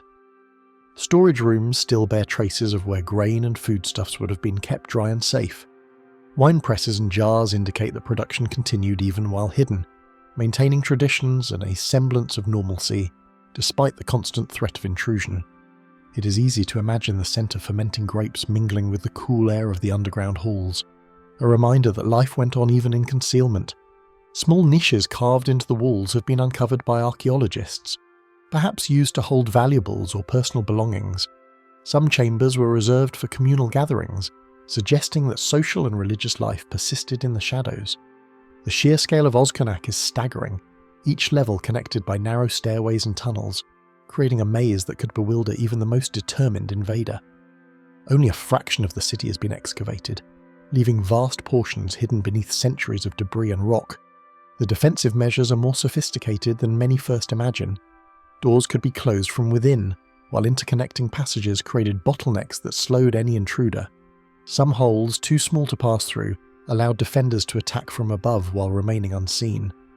Every twist and turn of the tunnels seems calculated to confuse, isolate, and protect. This was not a city built merely for shelter. It was a fortress designed to ensure survival, blending the needs of daily life with the imperatives of defense. Life underground was not without its challenges. Light was scarce, provided only by oil lamps or small openings above. The air, though cool, was heavy with dust and the faint odours of food, smoke, and stone. Living in this subterranean world required discipline and adaptation. Families would have moved carefully through the passages, mindful of the fragile balance between concealment and functionality. Children likely learned the maze as a playground and a route to safety, while elders navigated the city with intimate knowledge of its twists and chambers. Trade and supply would have been difficult to maintain entirely underground. Archaeologists speculate that Ozkonak's residents relied on the surface for resources when it was safe to venture out, carefully timing excursions and concealing their presence. The storage rooms, with carefully crafted niches and ventilation, ensured that essentials could last through long periods of isolation. Even small details, like rounded corners in some chambers, hint at attempts to prevent collapse and preserve both life and the city itself. After centuries of examination, numerous enigmas persist. Sections of the city are still unexplored, blocked by debris or collapsed tunnels. Some rooms contain markings and artifacts whose purpose remains uncertain. Were they ritual spaces, simple storage, or something else entirely? Each new excavation raises as many questions as it answers, leaving a sense of wonder and unease. The underground city that once safeguarded lives now guards its own secrets, challenging historians and archaeologists alike. A visit to Ozkonak leaves one feeling the stillness and the enduring weight of the past. The stone corridors echo with imagined footsteps, whispering stories of families hiding from invaders, of children learning to navigate the maze, of wine and bread quietly prepared in the dim light. The city remains a monument not only to human ingenuity, but to the lengths people will go to protect themselves, their traditions, and their lives. Even now, the labyrinth of Ozkonak holds portions that have never seen a human foot in centuries. Dust settles in corners untouched for generations, and the faint air of mystery lingers in every chamber. As visitors explore, they confront the sense that the city is alive with memory, a place where shadows and silence tell stories that can never be fully known. Stone and ingenuity weave through Cappadocia's underground maze, daring explorers to picture the lives that once hid from a threatening world above. Poverty Point, USA, subterranean earthworks and chambers. In the dense forests of northeastern Louisiana, where the Mississippi River meanders through the landscape, lies a testament to ancient ingenuity. Poverty Point, a UNESCO World Heritage Site, is a sprawling complex of earthen mounds and ridges that dates back over 3,000 years. Constructed between 1700 and 1100 BCE, this site stands as one of the most significant archaeological locations in North America, revealing the advanced engineering skills of its creators. The layout of Poverty Point is both intricate and purposeful. At its heart lies a vast plaza, bordered by 6 semi-elliptical ridges that form a series of concentric arcs. These ridges, along with the central plaza, create a geometric design that is unparalleled in prehistoric North America. The largest of these earthworks, Mound A, rises 72 feet above the ground and covers an area of approximately 705 by 660 feet. Its sheer size and precision suggest a level of planning and organization that challenges our understanding of ancient societies. As archaeologists dig beneath these monumental structures, they uncover subterranean features that hint at the intricacy of life at Poverty Point. While the site is primarily known for its above-ground earthworks, the discovery of these underground elements adds a new dimension to our understanding of the site. These chambers and tunnels, though not as extensive as those found in other ancient cultures, indicate that the inhabitants of Poverty Point utilize subterranean spaces for purposes that remain the subject of ongoing research. The construction techniques employed at Poverty Point are equally remarkable. The builders transported millions of cubic yards of earth to create the mounds and ridges, using simple tools and manual labour. The absence of domesticated animals or advanced machinery underscores the sheer human effort involved in the creation of this site. The earth used in the construction was primarily loess, a type of silt loam that is easily shaped but prone to erosion. To combat this, the builders may have used clay to cap the earthworks, preserving their integrity over millennia. Artifacts recovered from the site provide further insight into the daily lives of its inhabitants. Tools made of stone and bone, as well as clay figurines, suggest a society that valued craftsmanship and artistic expression. The presence of these artifacts, along with the absence of pottery, indicates a culture that relied on different methods for storage and cooking. The discovery of numerous projectile points and atlatl weights points to a community that engaged in hunting and fishing, utilizing the abundant natural resources of the region.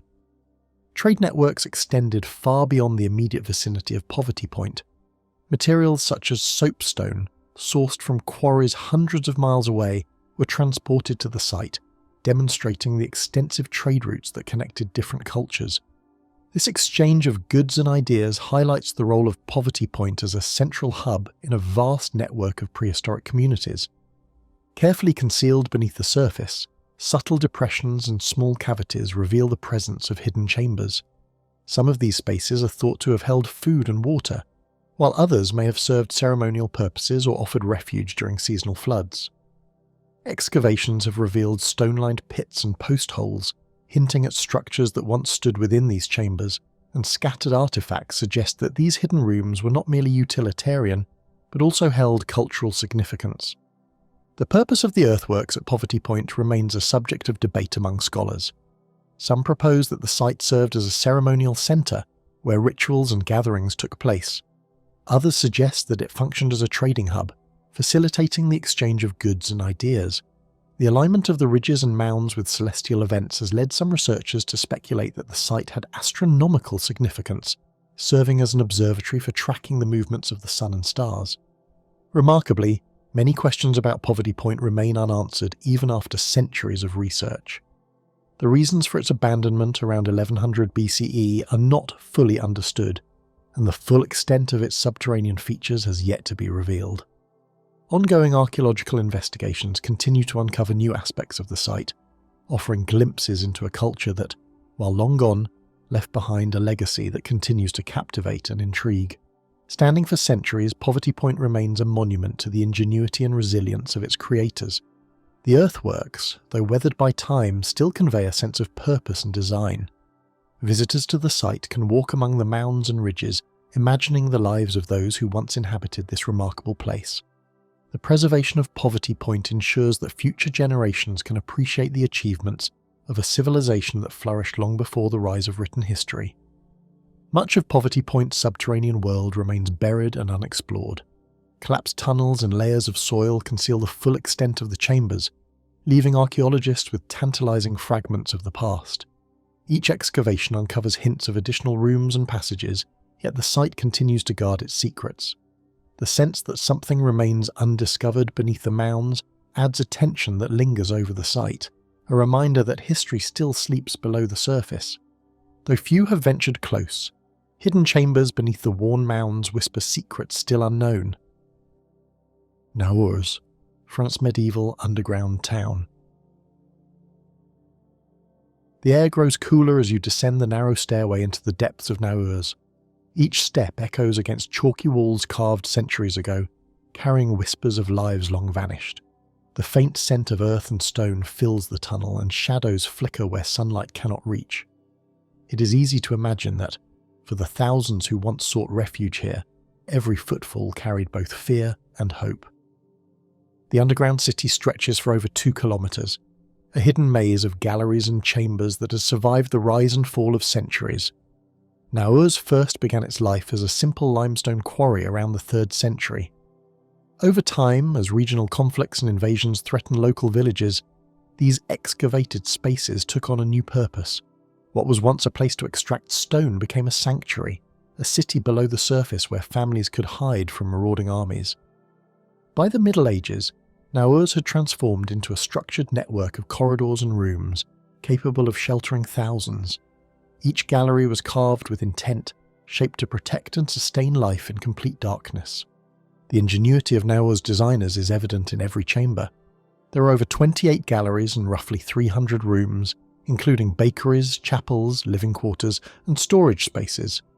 Ventilation shafts rise to the surface, allowing fresh air to circulate, while chimneys carry smoke from underground ovens away. Even today, the temperature holds steady at around 9.5 degrees Celsius, a natural climate that would have made life below tolerable even during harsh winters or sweltering summers. This careful engineering suggests that those who built Naours understood not just the mechanics of stone, but the rhythms of human survival. Life in the tunnels must have been both claustrophobic and strange. Imagine families huddled together in dimly lit rooms, the smell of bread baking from underground ovens mixing with the earthy scent of chalk walls. Children's footsteps echoed along the stone floors, and the faint sounds of prayer rose from tiny chapels tucked into corners. Even in hiding, there was a rhythm to life. Cooking, sleeping, working, and protecting one another from dangers above. The underground city was not just a refuge, it was a functioning community, carved with care to accommodate both the physical and spiritual needs of its inhabitants. During the First World War, Naours once again became a shelter, this time for soldiers. Over 3,000 pieces of graffiti remain etched into the walls, most made by Australian troops stationed nearby. Names, regimental numbers, drawings of weapons and horses, even small messages of longing or humour fill the walls with a human presence that spanned centuries. These marks transform the tunnels from mere stone into a living chronicle of courage, fear, and resilience, showing that even in the harshest conditions, people left traces of themselves to be remembered. The rediscovery of Naours in 1887 by Abbé Danicourt brought its long-hidden secrets to light. The local priest descended into dark passages, torch in hand, uncovering chambers untouched for centuries. He documented the layout, the graffiti, and the remarkable survival of rooms and galleries carved by human hands. His efforts preserved the tunnels, eventually transforming Naours into a site for study and tourism. Today, visitors can walk along the same stone floors, glimpse the carved chambers, and experience a shadow of the lives once lived there. Studied for hundreds of years, Naours nevertheless retains its mysteries. Many passages remain partially explored, and rumours of secret chambers continue to stir curiosity. Some tunnels lead to dead ends, while others branch off into smaller galleries that seem to vanish into darkness. Archaeologists have uncovered remnants of tools, household objects, and religious artifacts, but much remains hidden. The sheer scale of the underground city suggests that there are still corners waiting to reveal stories that time has buried beneath layers of chalk and soil. Every beam and wall conceals hints of secrets yet to be discovered. Certain walls contain unusual hollows and recesses whose purpose is uncertain. Ventilation shafts are cleverly angled, not only to move air, but perhaps to mislead anyone attempting to navigate the labyrinth without guidance. The precision of the galleries, combined with the ingenuity of the builders, indicates a knowledge of both engineering and psychology, an understanding of how to protect and disorient simultaneously. Visibly and palpably, modern visitors can sense the weight of centuries pressing from above. Tour guides recount tales of medieval families hiding from invaders, of soldiers etching their names into stone, and of hidden corners that remain untouched. Every turn in the labyrinth offers a glimpse into a past shaped by necessity, resilience, and human ingenuity. The tunnels seem to whisper secrets, coaxing explorers to imagine who once walked here, what fears they faced, and how they managed to survive in total concealment. Preserved through centuries, Naours is more than an underground city. It represents a living archive of survival and adaptation. Its galleries reveal not just how people hid, but how they thrived in complete darkness. Each room, every etched inscription, carries the weight of stories that were almost lost to history. Visitors experience not only the ingenuity of medieval engineers, but also the echoes of countless lives that have passed through these subterranean corridors. And as the light fades in the deepest chambers and the cool stone presses close, one cannot help but wonder what other secrets still linger in the shadows, waiting for those brave enough to seek them. Tierradentro, Colombia, the underground tombs of a lost civilization. High in the rugged mountains of southwestern Colombia, the landscape rises and falls in sharp, verdant peaks. Among these hills lie entrances to an underground world that few have seen. The tombs of Tierradentro are not mere burial sites, they are complex subterranean chambers carved deep into the earth. Some descend more than 6 meters below the surface, their cool stone walls holding secrets of a civilization that vanished long before written records were kept. The silence here is profound, broken only by the distant wind or the echo of footsteps along narrow corridors. The culture that built Tierradentro thrived between roughly 200 BCE and 1600 CE, leaving behind an extraordinary legacy of tomb architecture and funerary art. Archaeologists have documented hundreds of underground tombs, each carefully planned and carved with precision. Unlike surface structures that succumb to weather and time, these subterranean chambers have preserved their contents for centuries. The depth, combined with isolation, shielded the tombs from both the elements and human interference, making them remarkable time capsules of a lost way of life. Entering a tomb, one notices the careful layout immediately. The chambers often feature a central pit, surrounded by niches where skeletal remains were placed alongside pottery, tools, and personal belongings. The tombs were built for extended families, suggesting that ancestry and lineage were central to this society. Each room seems designed not just for burial, but for an enduring connection between the living and the dead, a space where the spirits of ancestors could reside close to the surface world while remaining hidden in darkness. The walls of many tombs are adorned with vivid geometric patterns and symbolic motifs. Spirals, zigzags, and checkerboard designs cover every surface, painted in reds, yellows, and blacks derived from mineral pigments. These decorations are not merely ornamental. Researchers believe they conveyed spiritual meaning, perhaps guiding the soul of the departed, or invoking protection from unseen forces. Standing inside one of these chambers, it is impossible not to feel the weight of belief and ritual that infused the construction of each tomb. Some tombs include intricately carved stairways leading deeper underground, creating layers of chambers stacked beneath the surface. This verticality suggests a sophisticated understanding of both space and stability. The deeper levels were likely reserved for the most honoured individuals or elders, while upper chambers may have held younger generations or more recent burials. The planning required to construct these multi-level tombs speaks to an advanced architectural knowledge rarely associated with pre-Columbian societies in this region. Archaeological excavations have uncovered a surprising range of artifacts within the tombs. Ceramic vessels, tools, jewellery and figurines provide glimpses into daily life and spiritual practice. Many of these items are remarkably well preserved, their forms and colours surviving centuries underground. Among them are small statues depicting humans and animals, possibly serving as guardians for the departed. Each artifact adds to the understanding of a civilization that achieved both artistic sophistication and practical ingenuity hidden from the world above. The location of Tierradentro itself is telling. Built in the remote mountains, the tombs are difficult to access without careful planning and local knowledge. This isolation may have served multiple purposes: to protect sacred spaces, to limit interference from rival groups, or to reflect spiritual beliefs linking mountains with the divine. Today, visitors navigate winding paths and steep slopes to reach the entrances, but even a short journey evokes a sense of mystery and reverence. It is easy to imagine the effort and ritual involved in guiding the dead into these hidden chambers centuries ago. Examined for centuries, Tierradentro nevertheless continues to hold many secrets. Some tunnels lead to dead ends, while others open into yet undiscovered chambers.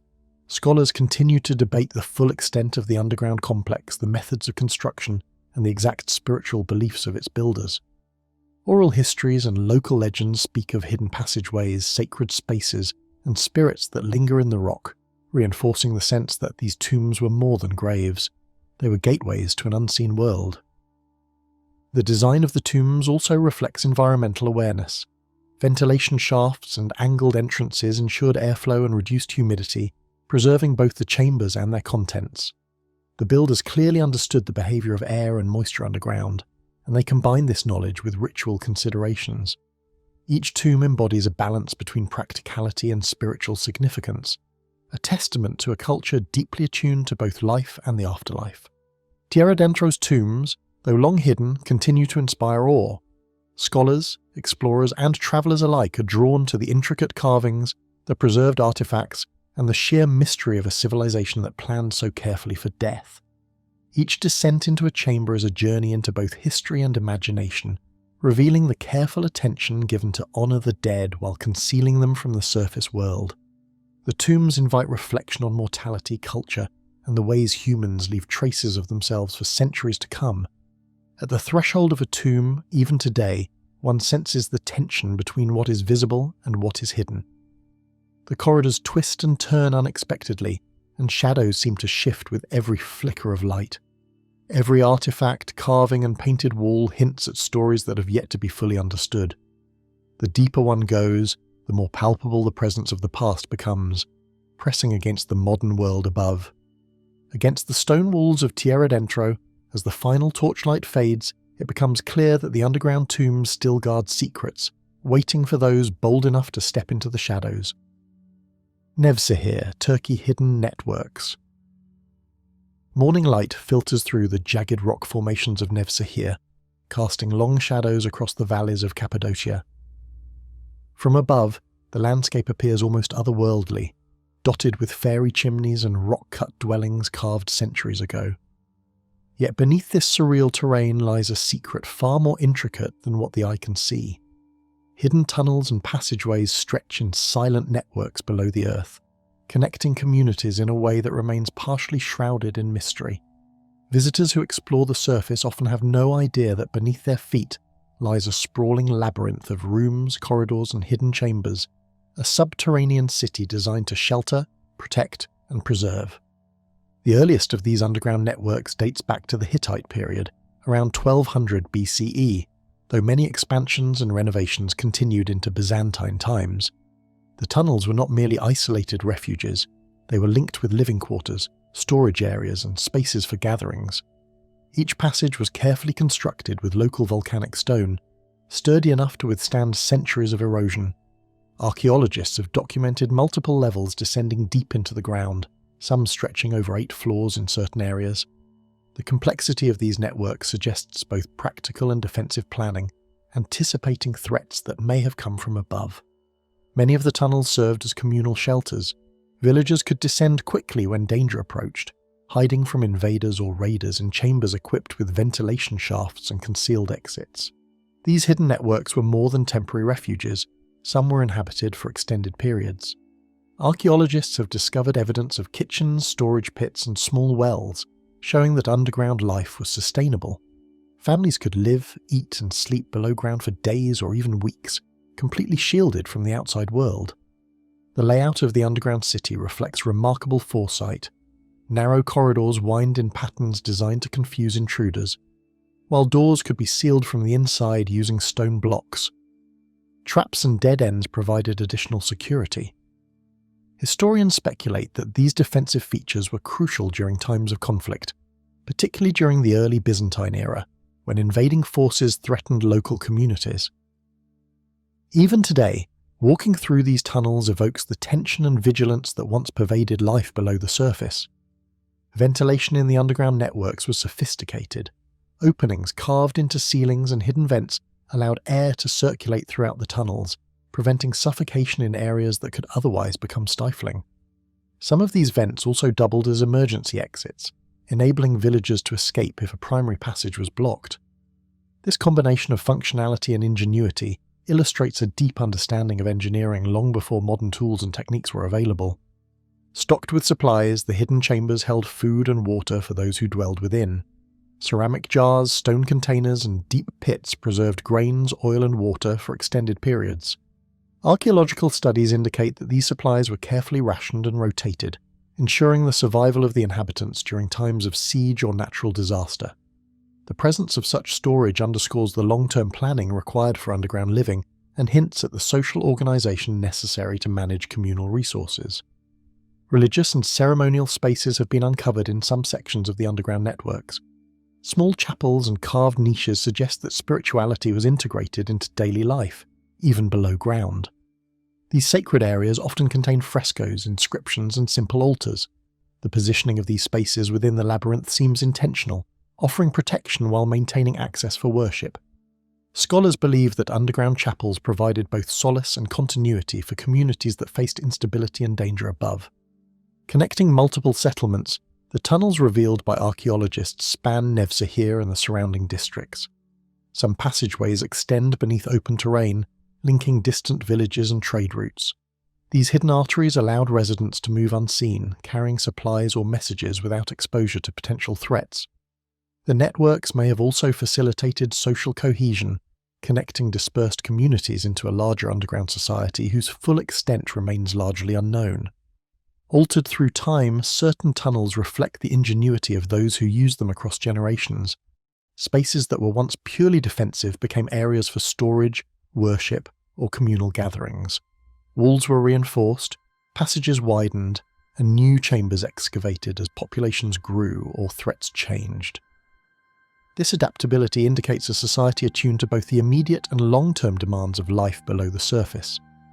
The hidden networks of Nevsehir also reveal intriguing clues about daily life. Pottery fragments, tools, and remnants of clothing suggest that people did not merely retreat underground, but lived in these spaces for extended periods. Archaeologists have found signs of cooking, weaving, and craft production, pointing to a self-sufficient underground existence. Such discoveries challenge the assumption that life below ground was purely temporary or purely defensive. The unexplored reaches of Nevsehir's underground persist, even after centuries of study. Some tunnels have collapsed, while others are blocked by sediment or hidden behind inconspicuous entrances. Locals still speak of passageways whose destinations are unknown, evoking both curiosity and caution. Each unexcavated corridor promises new insight into how these ancient societies balanced survival, secrecy, and community, while preserving traditions in the shadows. The tunnels have also drawn attention from historians studying trade and communication in ancient Anatolia. The connectivity of the network suggests that underground routes may have complemented surface roads, facilitating safe movement during times of unrest. While surface trade was vulnerable to attack or environmental hazards, the tunnels provided a secure means of exchange. This dual approach to transportation underscores a remarkable level of planning for a society operating in a volatile landscape. Within Nevsehir's tunnels today, visitors are often struck by the silence and the feeling of being enclosed. Shadows cling to walls that have borne centuries of history. Every turn and staircase speaks to the ingenuity of people who constructed entire networks beneath their homes. The feeling of being enclosed, yet moving through vast interconnected chambers, offers a rare glimpse into a civilization's capacity to merge functionality with secrecy. Uncovering new chambers and passageways, archaeological research gradually reveals the extent of the hidden networks. Each discovery raises new questions. How far do the tunnels stretch? What rituals and practices took place deep underground? How did communities coordinate life across such expansive subterranean systems? The answers remain partially obscured, buried beneath layers of earth and time. As the last light of day fades across the rocky valleys of Nevsehir, the entrances to the hidden tunnels grow darker and more mysterious. The walls, carved centuries ago, hold whispers of lives lived in secrecy, and the paths winding below hint at a world still largely beyond our understanding. In the silent depths of Nevsehir, the underground networks continue to conceal their secrets, waiting for those willing to navigate the shadows and uncover the stories long hidden from the sunlit world above. Goyet Caves, subterranean settlement, Belgium, prehistoric underground community. The entrance to the Goyet Caves in Belgium yawns quietly along the cliffs of the Meuse Valley, inviting explorers to step into a world frozen in time. From the outside, the rocky face looks unremarkable, but inside lies a story of human ingenuity stretching back tens of thousands of years.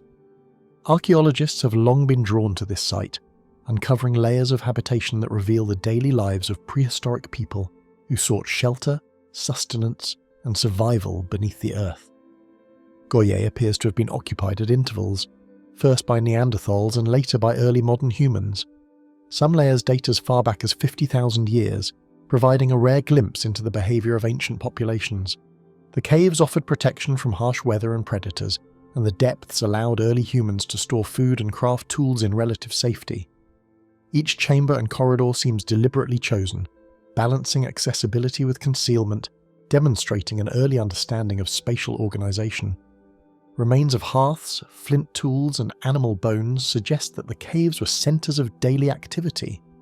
Fire pits illuminate the ingenuity of prehistoric life, providing warmth and light while enabling the cooking of game and forage plants.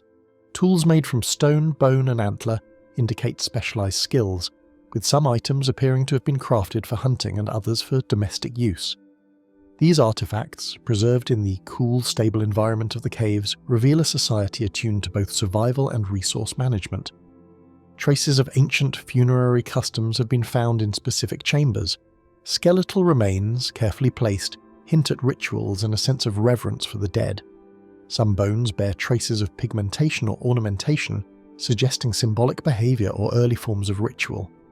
The caves served as both a home and a sacred space, where life and death were intertwined beneath the rocky ceilings. Water sources near the caves further enhanced their suitability for habitation.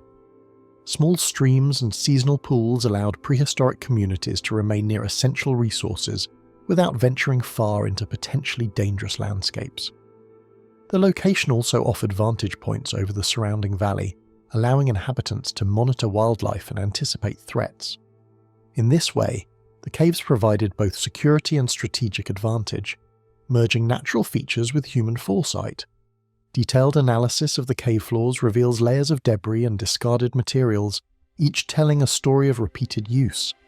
Flint flakes and broken tools mark work areas, while scattered animal bones indicate areas dedicated to food preparation. Some chambers appear to have been used consistently for storage, keeping perishable items away from damp or contaminated areas. This partitioning of space shows that prehistoric humans applied practical organisation even in the confines of underground shelters. Findings point to a level of collaboration among the cave's ancient residents. Many of the heavier tools and materials would have required coordinated effort to transport and shape. Some larger chambers could have accommodated multiple families or groups, suggesting that the caves were communal spaces where knowledge and labour were shared. The network of chambers allowed separation of activities while still maintaining cohesion, reflecting an early form of social planning within a subterranean environment. Interestingly, some chambers exhibit traces of artistic expression. Engravings on walls, depictions of animals, and abstract patterns demonstrate that even in underground settings, humans sought to record, communicate, and perhaps ritualize their experiences. These artworks, though faded and fragmented, highlight the cognitive and cultural development of the inhabitants.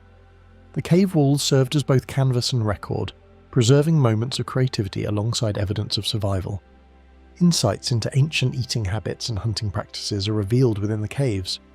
Analysis of animal remains shows a reliance on deer, bison, and small mammals, supplemented by foraged plants and seasonal berries. Cut marks on bones indicate careful butchering techniques, while hearth placement suggests organised cooking practices. Prehistoric humans in Goyet understood the need to maximise resources, adapting their strategies to the demands of the underground environment and the seasonal availability of game. Parts of the settlement remain hidden beneath sediment and rock, as some tunnels in Goyet are still unexcavated or partially collapsed. These untouched areas hint at the full scale of the subterranean community, suggesting that what has been uncovered represents only a fraction of the total habitation. Archaeologists continue to investigate, piecing together the spatial arrangement, the rhythm of daily life, and the social interactions of the earliest residents. The strategic location of Goyet may also have facilitated interaction between distant groups. Trade and the exchange of tools, pigments, and knowledge could have been coordinated through temporary shelters in or near the caves. While direct evidence of long-distance trade is limited, similarities in tool styles and materials indicate cultural connections across regions, hinting at a network of communication and shared practices among prehistoric communities. Climate played a significant role in the habitation of the caves. During glacial periods, the caves provided warmth and shelter from harsh winds, while interglacial periods may have expanded outdoor activity and hunting opportunities. This adaptability demonstrates the resilience of the inhabitants, who could shift between underground and surface life according to environmental conditions, ensuring both survival and continuity of the community. Soot-stained ceilings offer clues that fire played multiple roles in the caves, from lighting the way to sending signals. The placement of hearths and ventilation suggests that early humans understood airflow and smoke management, preventing suffocation while maximizing light. Such discoveries underscore the practical intelligence of the inhabitants, who optimized the subterranean environment for multiple uses. Digs at the site have uncovered remnants of clothing and adornments. Items such as beads, pendants, and pierced shells hint at personal adornment and social identity, suggesting that even in the subterranean confines, individuals expressed cultural and social distinctions. The combination of practical living, ritual activity, and personal expression paints a nuanced picture of prehistoric life in Goyet. The allure of the Goyet caves remains undiminished, fascinating all who enter. Walking through the tunnels, one can sense the rhythms of life that unfolded thousands of years ago, from the careful maintenance of hearths to the storage of tools and food. Each chamber, each passageway speaks to a complex blend of survival, community, and ingenuity, preserved in the cool stone and quiet shadows. Buried in the depths of the caves are secrets yet to be unveiled. Unexcavated chambers, faint engravings, and hidden debris continue to challenge researchers, offering the promise of new insights into prehistoric life. Each step within the Goyet network is a step into a past both fragile and enduring, where the ingenuity of early humans shaped a hidden world that still resonates today. And in the dim corridors of Goyet, the echoes of prehistoric lives whisper through the stone, inviting discovery, yet guarding the full extent of their ancient story. The subterranean temples of India, hidden spiritual cities. The air in the Ellora and Ajanta caves carries a stillness that seems older than time itself. Echoes of footsteps ripple along carved corridors, brushing past walls that have witnessed centuries of devotion. These subterranean temples, carved into cliffs from the 2nd century BCE through the 10th century CE, hold stories of faith, artistry, and architectural mastery hidden below the Indian landscape. Their rock-hewn sanctuaries preserve secrets of a civilization that built sacred cities underground, blending spirituality with practical ingenuity. At Ellora, in Maharashtra, the Kailasa temple stands as the largest monolithic structure in the world. Entirely carved from a single rock, it rises from the cliff floor in an intricate tangle of halls, shrines and courtyards. Archaeologists marvel at the precision with which artisans removed thousands of tons of stone, creating spaces that resemble entire cities within rock. Every pillar, every sculpture serves a dual purpose: to awe the faithful and to maintain structural integrity. The temple is not merely a place of worship, it is a city of devotion carved from stone. Farther south, the Ajanta caves present a different kind of wonder. These Buddhist monasteries and prayer halls, carved into horseshoe-shaped cliffs along the Waghora River, contain frescoes that have survived more than a millennium. Vivid murals depict monks, deities and daily life, their colours remarkably preserved by the shelter of the caves.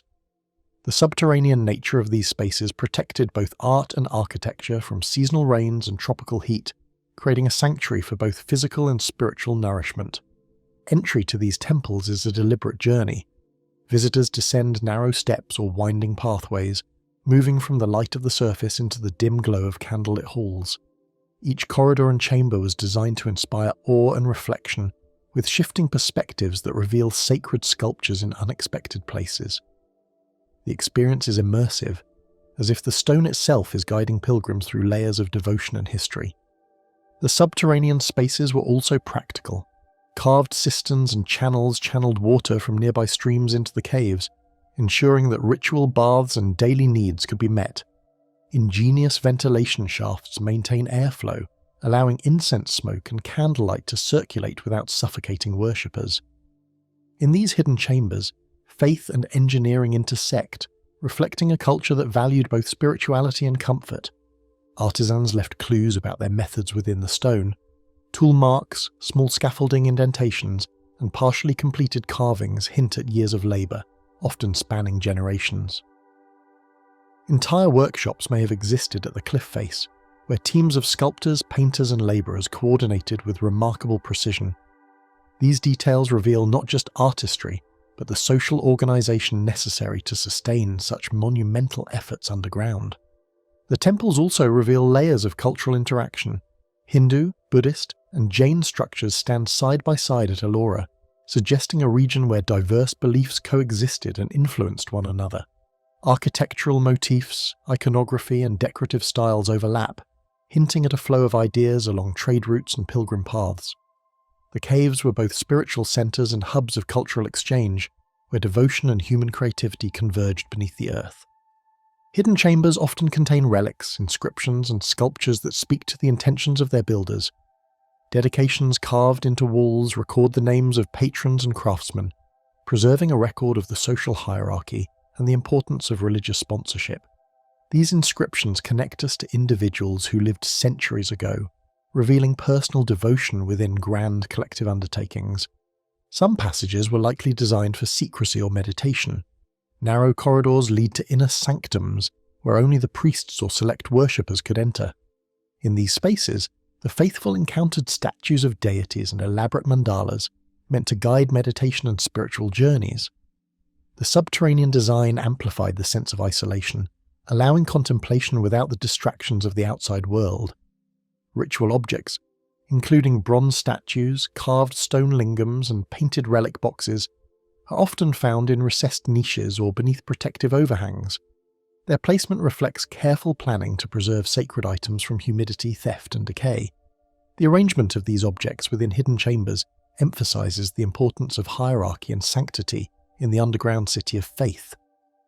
Pilgrimages to these temples were challenging but transformative. Followers navigated treacherous paths, river crossings, and steep stairways to reach the subterranean sanctuaries. The effort amplified the spiritual experience, imbuing the journey with a sense of purification and dedication. Travellers were drawn into a dialogue with the rock itself, as though the stone had a voice guiding each step along the sacred route. Many of the frescoes and carvings also serve as historical records. Scenes of daily life, royal processions, and mythological events preserve glimpses of ancient Indian society. The underground environment slowed erosion and protected these images from natural and human destruction, leaving a visual chronicle of a civilization's beliefs, politics, and customs embedded in stone. Lighting within the caves was carefully considered. Natural light filtered through small openings, while lamps and torches were placed to highlight carvings, frescoes, and altar spaces. Shadows were manipulated to create drama, enhancing both aesthetic impact and the sense of spiritual mystery. In this way, the underground temples were theatres of devotion, where light and stone interacted to elevate human experience. Long-term habitation by monks and priests is visible in certain chambers. Sleeping quarters, kitchens, and communal spaces were carved alongside prayer halls, creating self-contained spiritual communities. These subterranean cities sustained religious life for decades, supporting meditation, education, and ritual practice in protected isolation. They functioned as centres of learning, devotion, and cultural preservation far below the surface of the bustling world above. The complexity of these underground temples challenges modern understanding of ancient engineering. The builders managed weight distribution, stone removal, and intricate detailing in ways that still astonish architects today. Massive pillars support roofs while delicate carvings adorn every surface. This combination of strength and artistry reflects a culture that revered both the divine and human ingenuity. Unexplored passages and concealed chambers continue to reveal their secrets to researchers. The scale and density of these subterranean networks suggest that much of the spiritual life of ancient India remains partially hidden. Each new find deepens our understanding, revealing how ancient people shaped stone not just for shelter or decoration, but for devotion, community, and transcendence. Each step through these halls brings visitors closer to a past that feels alive. The echoes of chants, the faint scent of incense, and the quiet hum of ancient spaces create an atmosphere of contemplation. Each chamber, each sculpture, and each corridor tells a story of devotion, human perseverance, and the extraordinary achievement of creating sacred cities beneath the earth.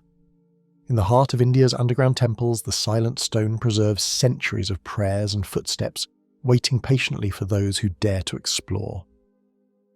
Orvieto, Italy, Etruscan underworld. In Umbria's centre, beneath Orvieto's sun-baked cliffs, a secret city extends in shadow.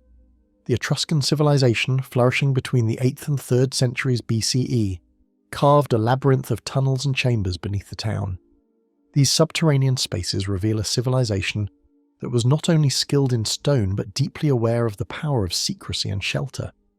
The walls themselves seem to whisper stories of rituals, trade, and daily life, preserved in silence far from the surface. Walking into the narrow passageways, one is immediately struck by the precision of the engineering. Each corridor is hewn with care, forming a network that links homes, workshops, and storage areas. Excavations show that these tunnels were not accidental. They were carefully planned to serve both practical and ceremonial purposes. The alignment of chambers often reflects an understanding of natural light and airflow, showing that the Etruscans were adept at shaping their environment for comfort and safety. Storage was clearly the intended function of some chambers. Large niches in the rock suggest that food, wine, and tools were kept safe from humidity and theft. Clay jars, remnants of grain, and fragments of oil lamps hint at daily routines now lost to time. These subterranean storerooms allowed the Etruscans to maintain reserves that could sustain the community during lean seasons or unexpected sieges. The combination of practicality and forethought reflects a culture attuned to both survival and prosperity. Other rooms served ceremonial purposes. Carved altars, small shrines, and traces of painted symbols indicate that religious rites were performed underground. Archaeologists have found votive offerings and inscriptions that speak to deities no longer remembered, hinting at spiritual practices intimately tied to the depths of the earth. The layout suggests that sacred spaces were often concealed, accessed only by the initiated, creating a private world of devotion beneath the bustling town above. The tunnels also functioned as passageways. They connected different parts of Orvieto, providing discrete routes for residents to move safely during conflict or political unrest. Narrow stairways and hidden entrances allowed people to enter and exit without being seen, indicating an awareness of vulnerability and a strategic use of subterranean space. The design of these pathways reveals not just engineering skill, but a sophisticated understanding of defense and urban planning. Clues to the routines of past inhabitants are scattered throughout the underground complex. Hearths carved into rock, water channels, and benches indicate that some tunnels were more than storage or ceremonial chambers. They were living spaces. Families may have used these areas as temporary shelters or workshops, blending domestic and functional needs into a hidden, protected environment. The presence of so many functional spaces points to an Etruscan ingenuity that allowed life to continue seamlessly below ground. Artisans left subtle marks in the stone. Tool scratches, carved symbols, and unfinished reliefs suggest that work continued in phases, with multiple teams contributing over decades. These traces reveal both the scale of construction and the human effort behind it, allowing modern observers to imagine the rhythm of labour, the coordination of hands, and the care taken to avoid structural collapse. Every mark in the rock is a testimony to patience and skill. In some areas, water management was critical. Channels carved into the floors guide rainwater and groundwater away from living spaces, preventing flooding in this hidden city. Wells and cisterns ensured that inhabitants had a reliable water supply. These features reveal an intimate knowledge of geology and hydrology, as the Etruscans controlled their environment to maintain safety and comfort underground. Inscriptions found in select chambers provide a glimpse into the social structure of Orvieto.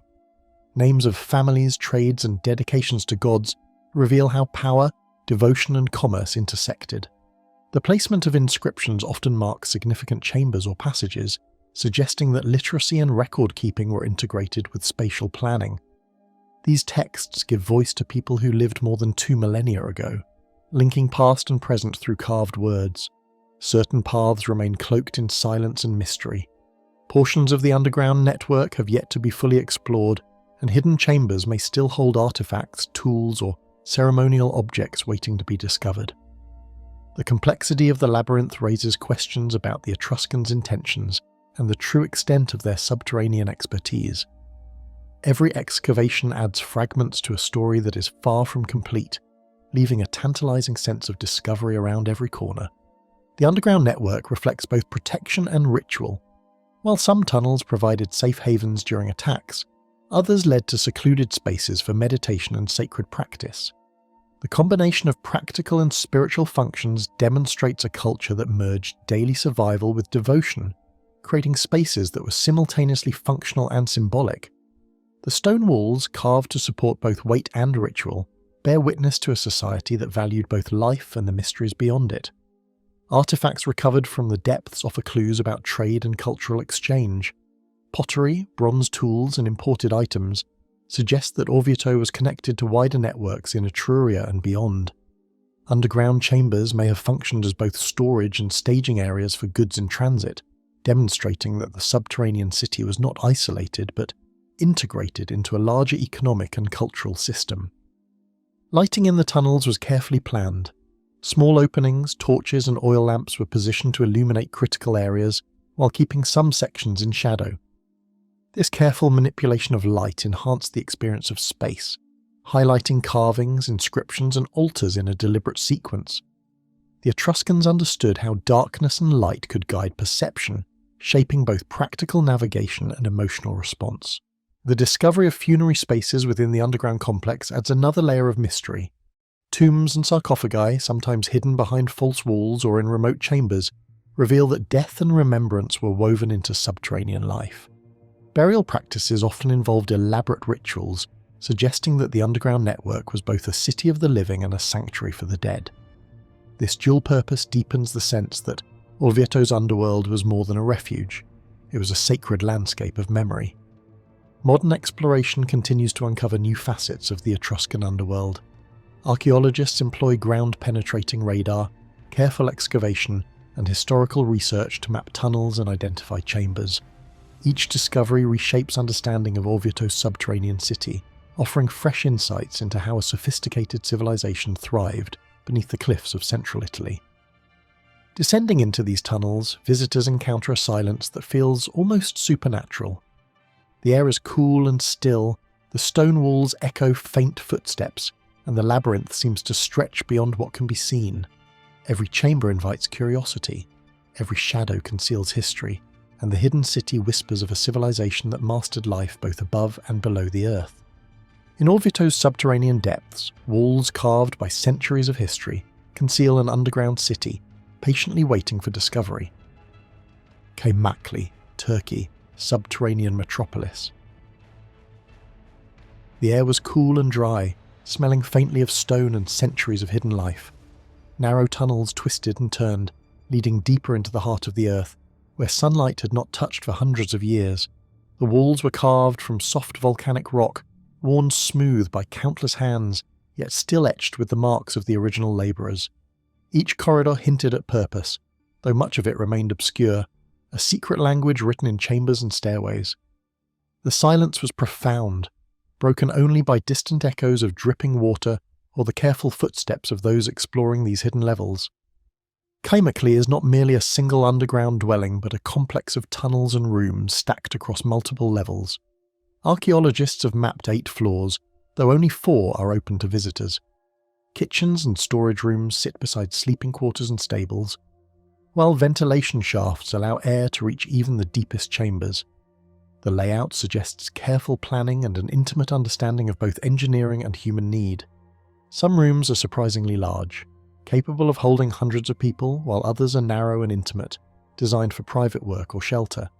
Historical records indicate that the area around Kaymakli has been inhabited for thousands of years, with Cappadocia itself attracting settlers due to its fertile valleys and strategic location.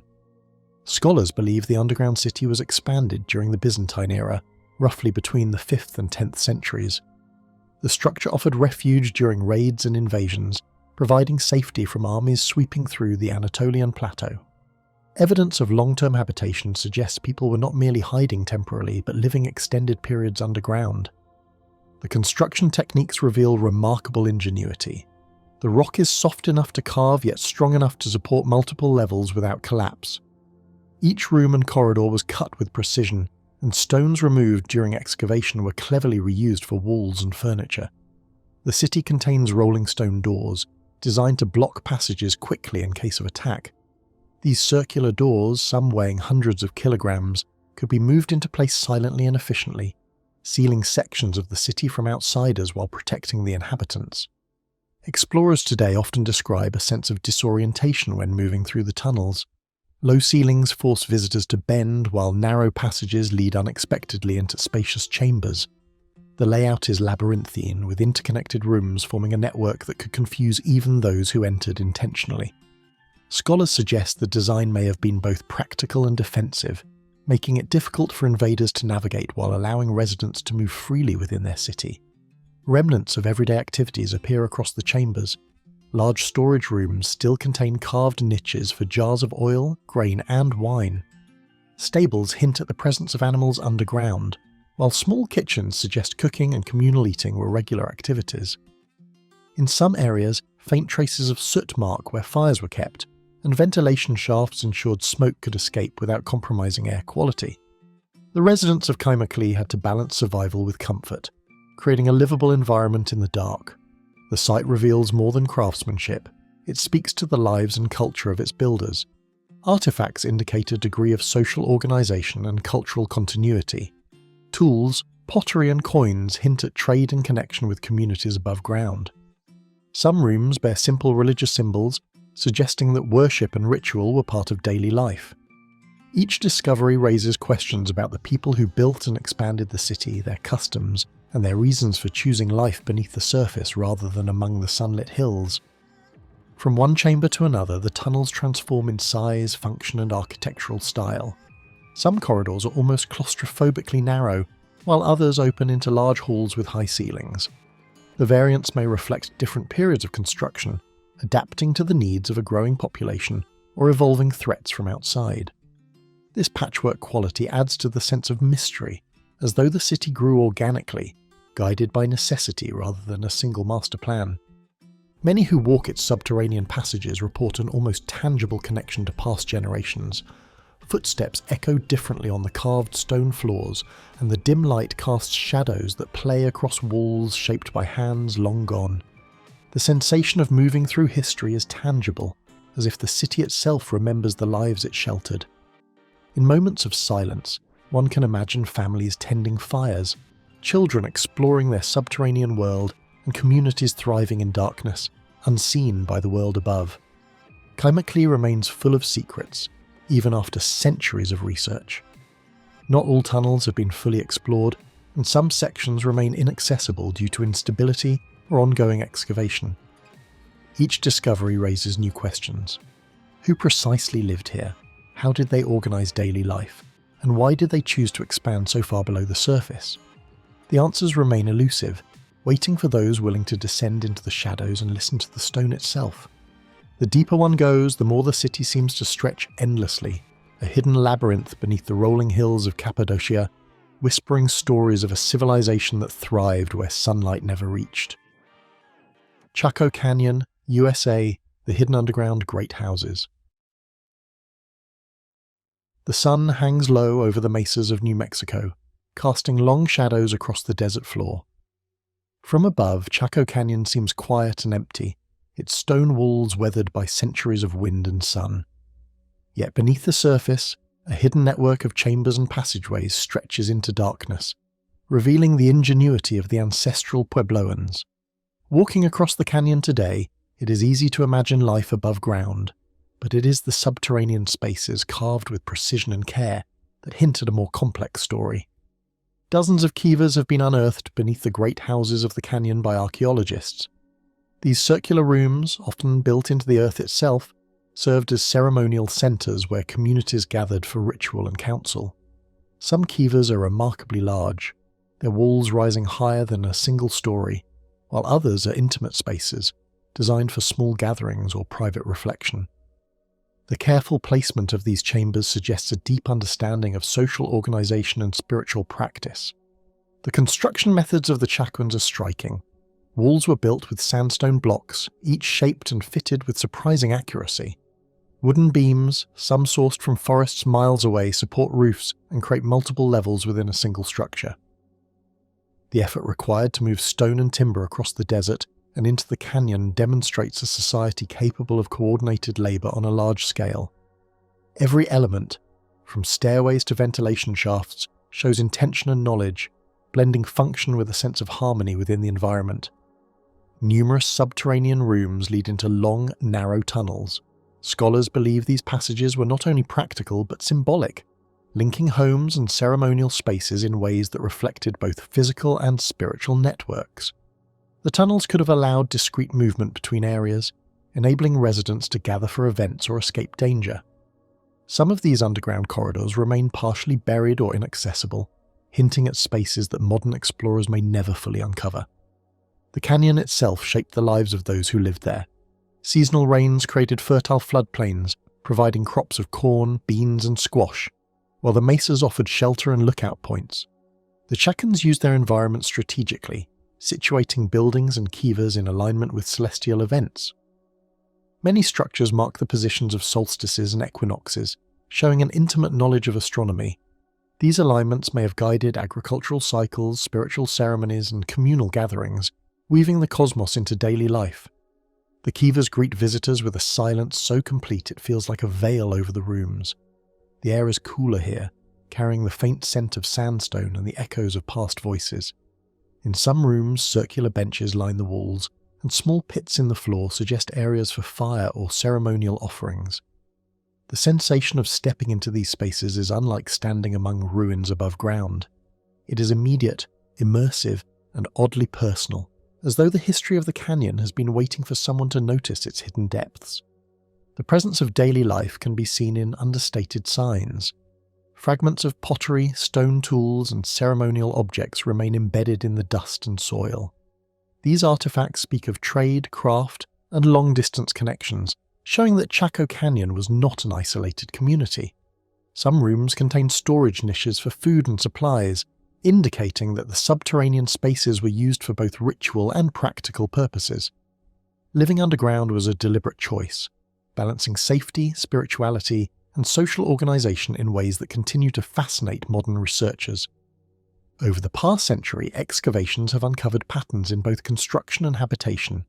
Certain areas show signs of repeated rebuilding, while others appear to have been abandoned abruptly. Researchers debate why the Chacans expanded so extensively and then left so suddenly around the 12th century.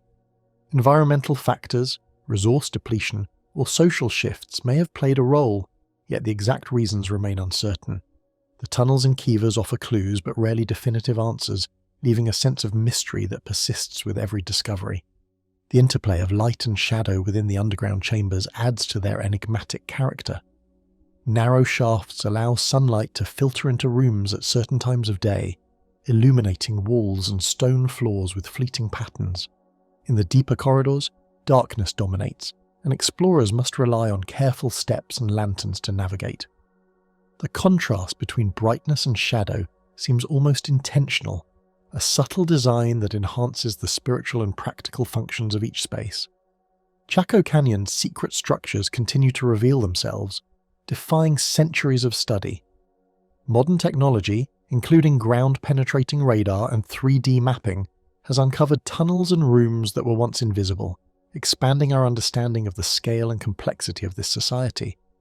Yet every discovery seems to raise more questions than it answers, highlighting the ingenuity of a civilization that planned for life both above and below the earth with remarkable skill. Moving through the canyon today, it is easy to see the traces of human effort etched into the rock. Stones stacked with care, tunnels carved with patience, and chambers that echo with history all testify to a people who mastered both their environment and their own social structures. The hidden great houses of Chaco remain a silent, enduring challenge to explorers, historians, and visitors alike, inviting those who enter to imagine lives lived in harmony with the land and the stars above. A single stone doorway, half buried in sand, hints at another world still waiting to be discovered. Beneath Tabriz, Iran, the hidden subterranean city. The streets of Tabriz bustle with the noise of traffic, merchants calling out and the scent of fresh bread drifting from bakeries. Few who walk here notice the quiet labyrinth that lies just below their feet. Ancient tunnels wind beneath the city, carved into the earth long before the modern streets and buildings above were built. The entrances are subtle, often hidden behind walls or tucked into narrow alleys. Stepping through one of these passages, the sounds of the city fade, replaced by the hushed echoes of centuries past. The origins of Tabriz's underground network are difficult to trace, though historians suggest it spans hundreds of years. Some sections may have been used during the Mongol invasions of the 13th century, providing shelter for residents and storing supplies when danger threatened above. The city's strategic location along trade routes made protection essential, and subterranean spaces offered both safety and discretion. These tunnels allowed movement, communication, and storage without exposing the inhabitants to the perils of the surface world. As one journeys through the passages, the skillful workmanship of the tunnels becomes impossible to miss. Walls are smooth and reinforced with arches in certain sections, demonstrating knowledge of structural stability. Some corridors narrow into tight, winding paths, while others open into chambers large enough to host dozens of people. Ventilation shafts rise toward the surface, ensuring airflow even in the deepest areas. The builders of this hidden city clearly understood the balance between safety, accessibility, and long-term habitation. Everyday activities left marks that remain visible in the subterranean chambers. Small niches carved into the walls may have held lamps or jars. In some rooms, traces of soot-mark areas where fires were kept, suggesting cooking or warmth. Storage areas indicate that provisions such as grains and water were kept ready, allowing residents to remain underground for extended periods. These details reveal that the tunnels were not merely for temporary refuge but supported continuous activity and life beneath the city. Passages leading to cisterns and wells have been found, demonstrating the clever design of the city's architects. Water management was critical in a region prone to dry spells, and underground access allowed inhabitants to sustain themselves, even when above-ground sources were dangerous or scarce. The integration of these systems demonstrates advanced planning, linking living spaces to essential resources in ways that remain impressive today. Tabriz's underground city reflects centuries of cultural and commercial importance. Artifacts such as pottery fragments and metal tools suggest trade and craftsmanship, while certain areas may have been used for commerce or storage by merchants travelling the Silk Road. These tunnels connect the practical with the strategic, creating a network that preserved wealth, information, and community life while remaining largely invisible to outsiders. Venturing into Tabriz's underground network today is far from easy. Sections have collapsed over time, and many passages remain buried beneath layers of city development. Archaeologists must carefully navigate these areas, using mapping and ground-penetrating radar to understand the full extent of the hidden city. Each discovery adds pieces to the puzzle but also raises new questions. How far do the tunnels extend? Were they connected to other underground networks nearby? The answers are still emerging, promising more revelations in the future. Those who enter the chambers today often note the deep, almost tangible silence. The hum of the city above vanishes, replaced by shadows and echoes. Light from lanterns or small openings casts shifting patterns on the stone walls, revealing niches, stairways, and corridors that seem to twist unpredictably. The effect is disorienting but compelling, giving a strong sense that the city below has been preserved almost exactly as it was centuries ago. Some sections of the underground city show signs of repair and adaptation over time. Evidence suggests that residents returned repeatedly to reinforce walls, expand living spaces, and modify passages. This ongoing use reflects a city that was alive, evolving, and responsive to both environmental pressures and social needs. It also hints at the resilience of the people who built and maintained these tunnels, relying on ingenuity and cooperation to survive underground. Experts continue to discuss and question the full function of Tabriz's subterranean passages. While some areas were clearly intended for refuge, others may have served as meeting spaces, storage for valuable goods, or secret passageways for communication. The multiplicity of uses shows a level of sophistication rarely associated with underground settlements of this region. The tunnels were not just shelters, but an integrated part of the city's social and economic life, reflecting careful planning and adaptability. Going down further, one senses the layering of history within the walls. Each curve in a tunnel, each carved niche, carries the weight of generations who relied on these spaces to live, protect themselves, and maintain their communities. The underground city is both a practical creation and a silent witness to the human drive to survive, thrive, and remain hidden when necessary. Centuries of study have yet to uncover all the secrets of Tabriz's hidden city. Some corridors have yet to be explored, and many chambers remain inaccessible due to collapse or modern construction.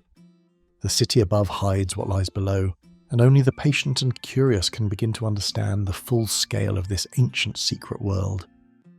A single shadowed passage tucked beneath a crowded street suggests there are still secrets waiting to be revealed.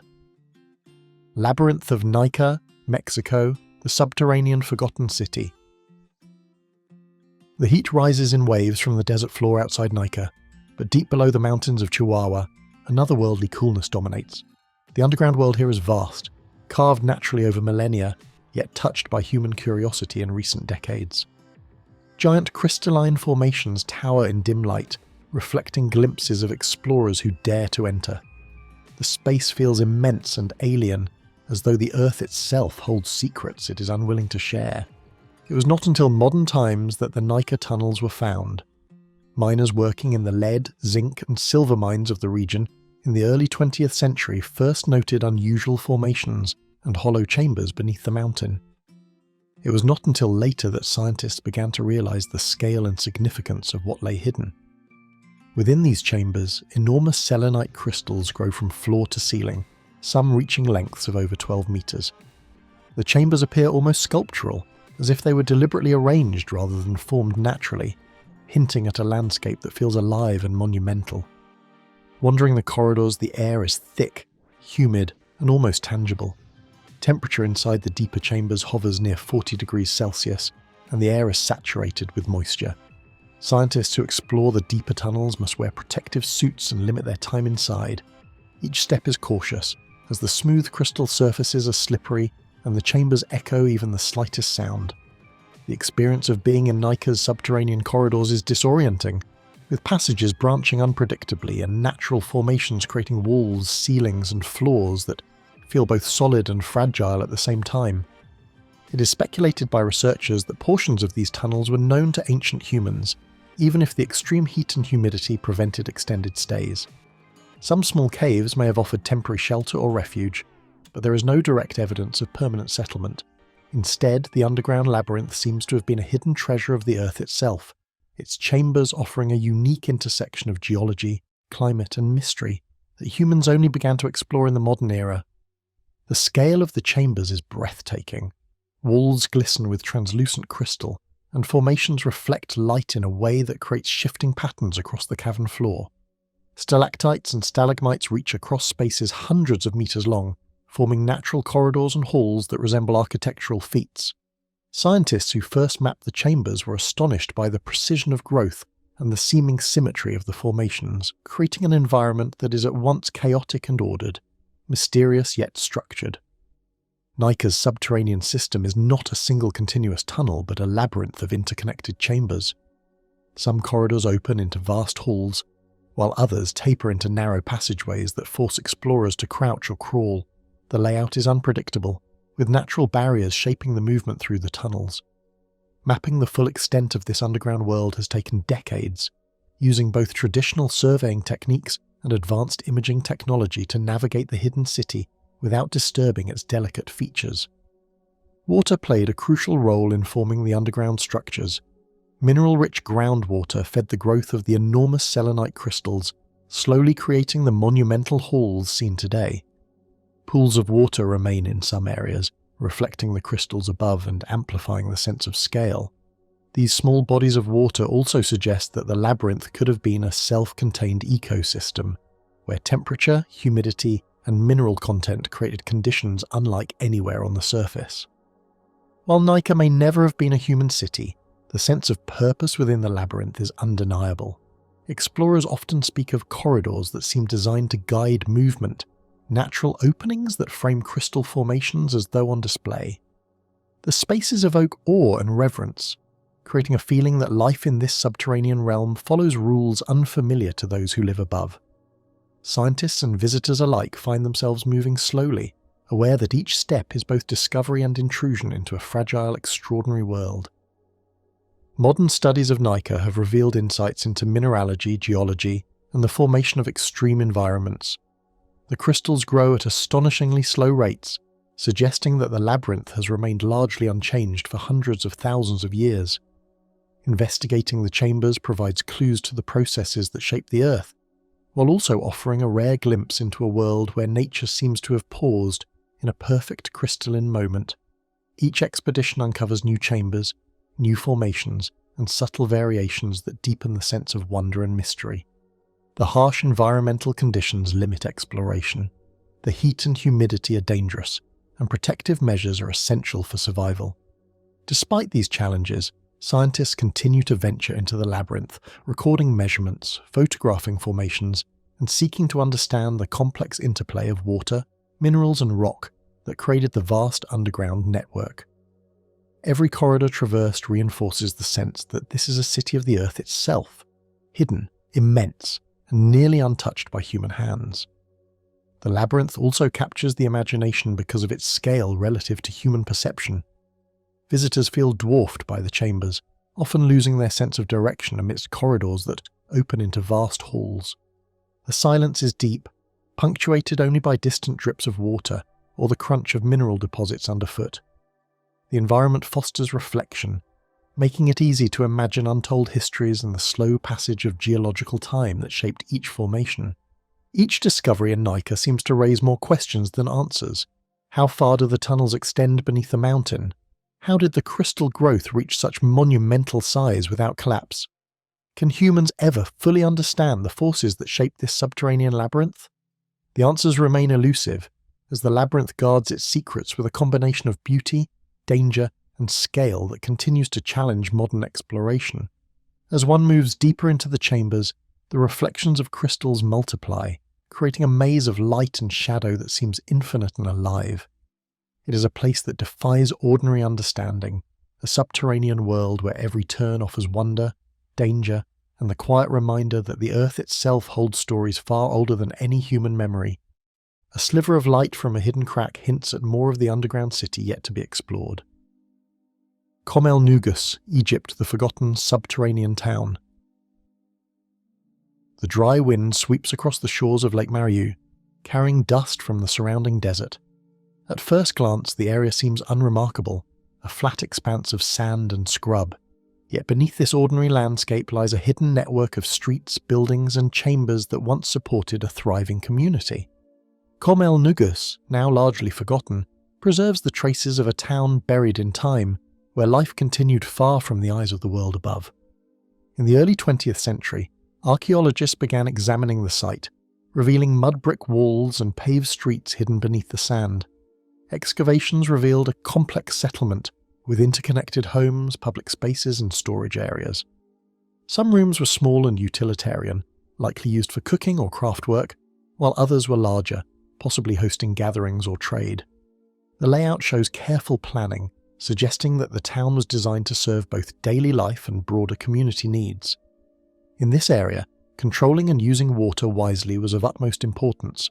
el-Nugus sits near Lake Mariu, yet underground drainage systems were constructed to prevent flooding and ensure access to clean water. Channels, wells, and small cisterns indicate an advanced understanding of hydraulic engineering. The careful design of these systems allowed residents to live comfortably, even during seasonal rains or high water levels, reflecting the practical knowledge of those who built the town. Evidence of daily activity is scattered throughout the subterranean structures. Remnants of pottery, simple tools, and grain storage areas point to the routines of ordinary people. Hearths and ovens reveal where meals were prepared, while small courtyards allowed light and air into otherwise enclosed spaces. Even centuries later, the organization of rooms and streets conveys a sense of life that was orderly and sustained, a community that thrived underground as much as above. Some sections of el-Nugus suggest specialized uses. Certain chambers may have been workshops, while others appear to have stored goods for trade or protection. The presence of mud brick streets and pathways indicates a level of civic organization, with clear routes for movement between homes, storage areas, and communal spaces. The town was not a collection of isolated rooms, but a connected settlement designed to support social, economic, and practical functions. The layout and remains suggest strategic planning for defense against intruders. Some corridors narrow unexpectedly, and hidden chambers could serve as safe retreats during conflict. Though the town does not show the massive fortifications of larger cities, these subtle features suggest that residents were mindful of security. Living partially underground offered both concealment and protection, allowing people to maintain normal routines while remaining safe from external threats. el-Nugus also reflects the cultural and economic life of its era. Finds include fragments of pottery with distinct decorative patterns, tools for farming and craft, and objects that may have been used in ritual or trade. These details hint at a community that was connected to surrounding regions, participating in exchange and shared customs. The underground town was not isolated, but part of a broader network of settlements along the Egyptian coast. Above all, the tunnels seem to speak to the senses, offering a tangible connection to the past for modern explorers. The temperature remains cooler than the sunlit streets above, and the muted light reveals textures of mud brick and stone. Narrow corridors open into larger chambers, creating a rhythm that alternates between confinement and openness. Sounds echo in unexpected ways, giving a sense that the town retains the memory of footsteps, voices, and the rhythm of daily life long past. Many areas of the town remain buried or inaccessible. Over centuries, sand, sediment, and human activity have covered sections of the settlement. Archaeologists rely on careful excavation and remote sensing to map the full extent of the town. Each new chamber uncovered adds to understanding, but also raises further questions. How did the community manage life underground? What led to its eventual abandonment? The answers remain partially obscured, leaving room for speculation and discovery. The architecture of el-Nugus is functional yet sophisticated.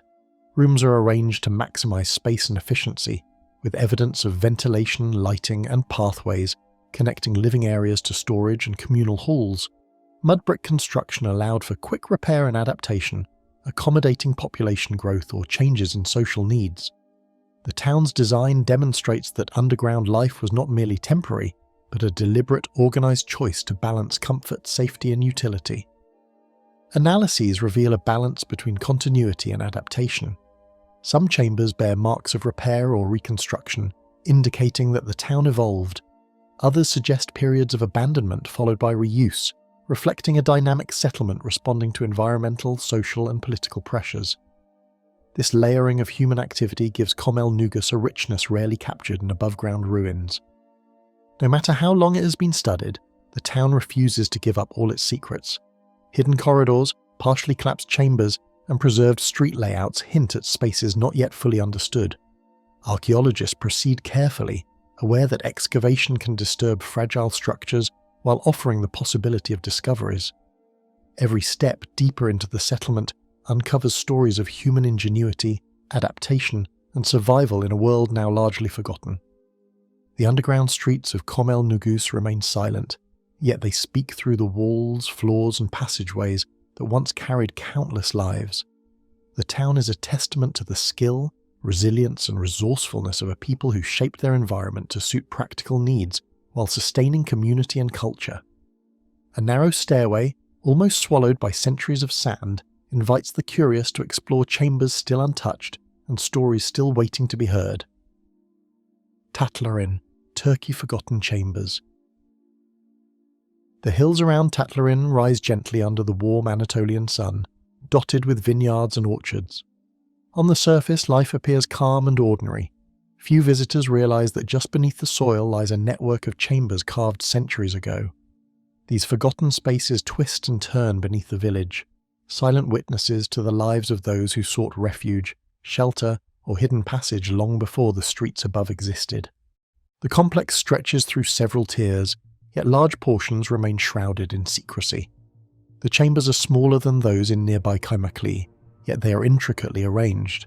Narrow tunnels connect rooms that may have served as living quarters, storage spaces, or communal areas.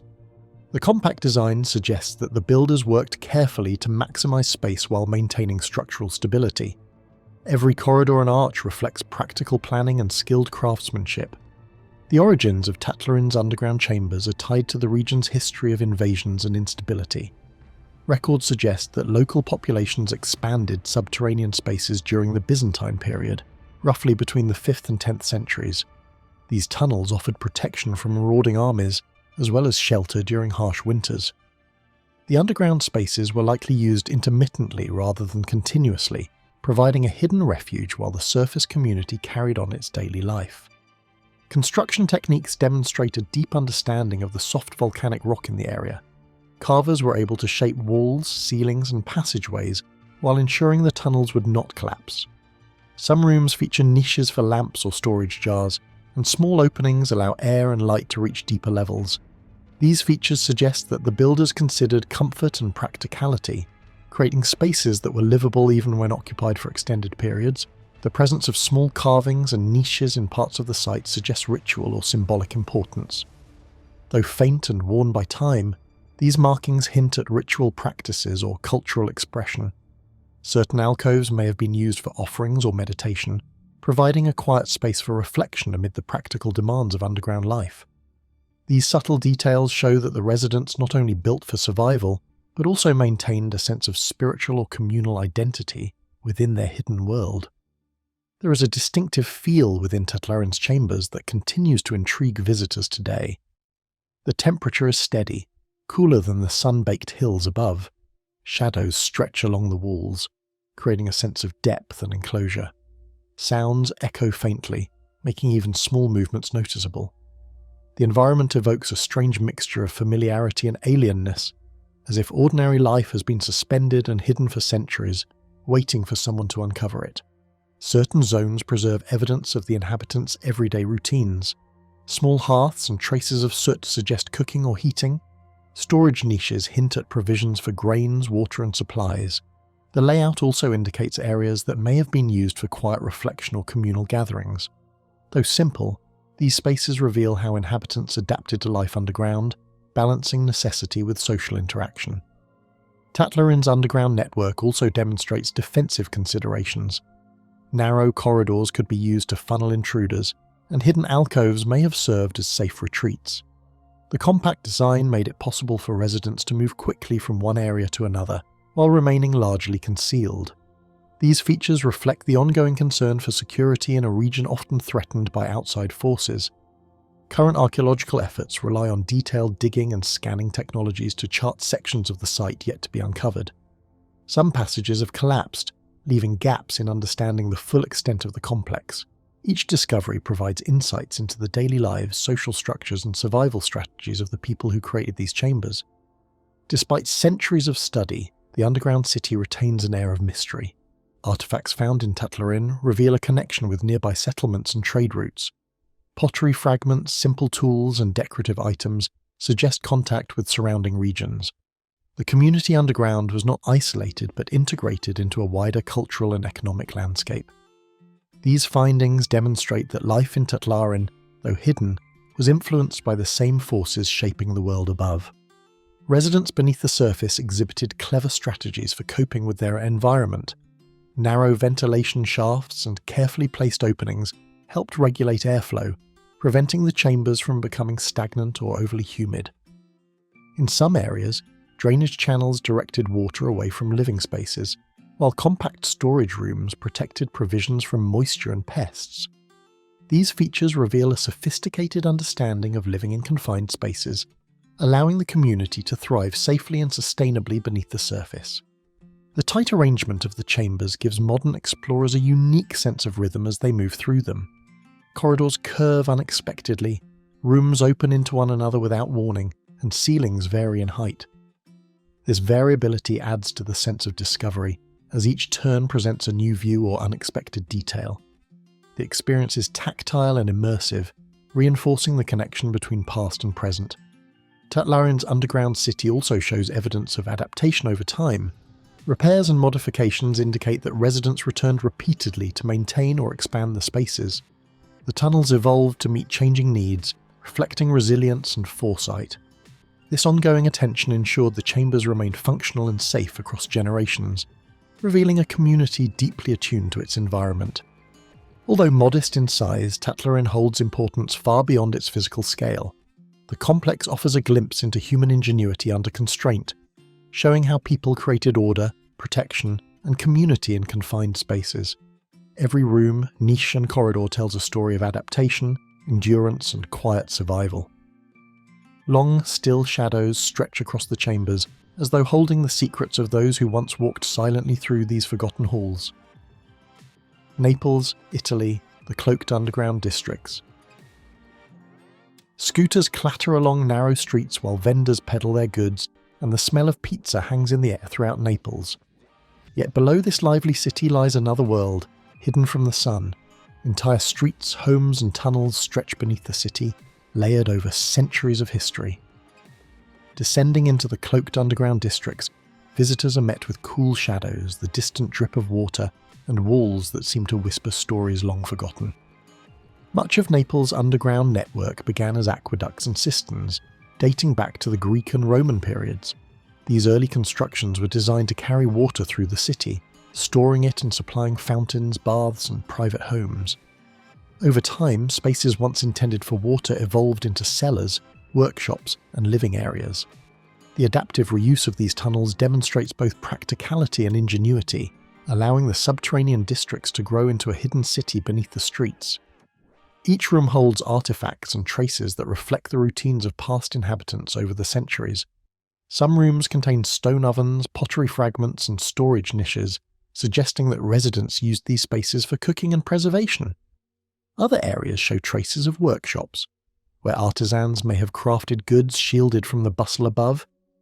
The organisation of these underground spaces reflects careful planning, balancing the need for work, storage, and movement while keeping the chambers functional and safe. During World War II, the underground districts took on new importance. Residents used tunnels and cellars as shelters during air raids, seeking safety from bombs and artillery. Makeshift homes and communal areas were established in these spaces, allowing families to survive despite the danger above ground. The historical layers of occupation create a sense of continuity, showing how the subterranean network adapted to meet the immediate needs of Naples' population over centuries. Certain passages twist unexpectedly, opening into chambers that feel vast and enclosed. Vaulted ceilings and stone arches support the tunnels, and some walls retain the marks of chisels and construction tools. Light from small openings above filters through, casting patterns that shift with the sun. These architectural features suggest that builders considered both strength and aesthetics, creating spaces that were sturdy yet visually engaging. Concealed within the underground maze, chapels and shrines reflect the spiritual practices of long-ago communities. Small altars, religious carvings, and niches indicate spiritual practice and ritual. Residents may have gathered here for prayer, reflection, or communal ceremonies, Maintaining traditions even in concealed spaces, these sacred areas reveal that underground life was not purely practical, but also infused with culture, belief, and a sense of continuity across generations. Apart from other functions, the underground districts accommodated storage and trade activities. Merchants stored wine, olive oil, and other goods in the cool, stable environment. Some tunnels connect directly to the city's surface markets, allowing discreet transport of merchandise. This integration of commerce, storage, and movement shows that the subterranean network was not isolated but actively linked to the city above, supporting both economic activity and daily survival.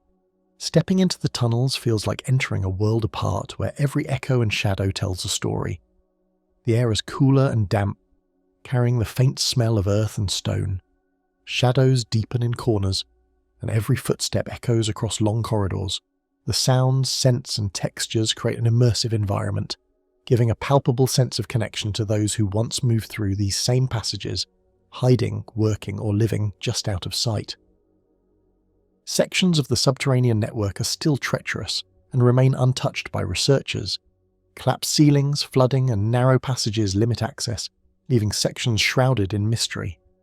Modern researchers use careful mapping, 3D scanning, and historical records to reconstruct the layout and functions of these hidden spaces. Each discovery adds depth to understanding Naples underground, revealing a city that evolved organically beneath centuries of urban life. How the tunnels are designed varies widely. Some follow the contours of streets above, while others curve unpredictably, responding to natural features or existing structures. Stairs, ramps, and inclined corridors link levels, and small chambers branch off from main tunnels, suggesting specialized uses. The network is a testament to adaptive architecture, showing how builders responded to practical, social, and environmental challenges while maintaining coherence and accessibility throughout the subterranean system. Historical records indicate that the underground districts were also used during epidemics or social unrest.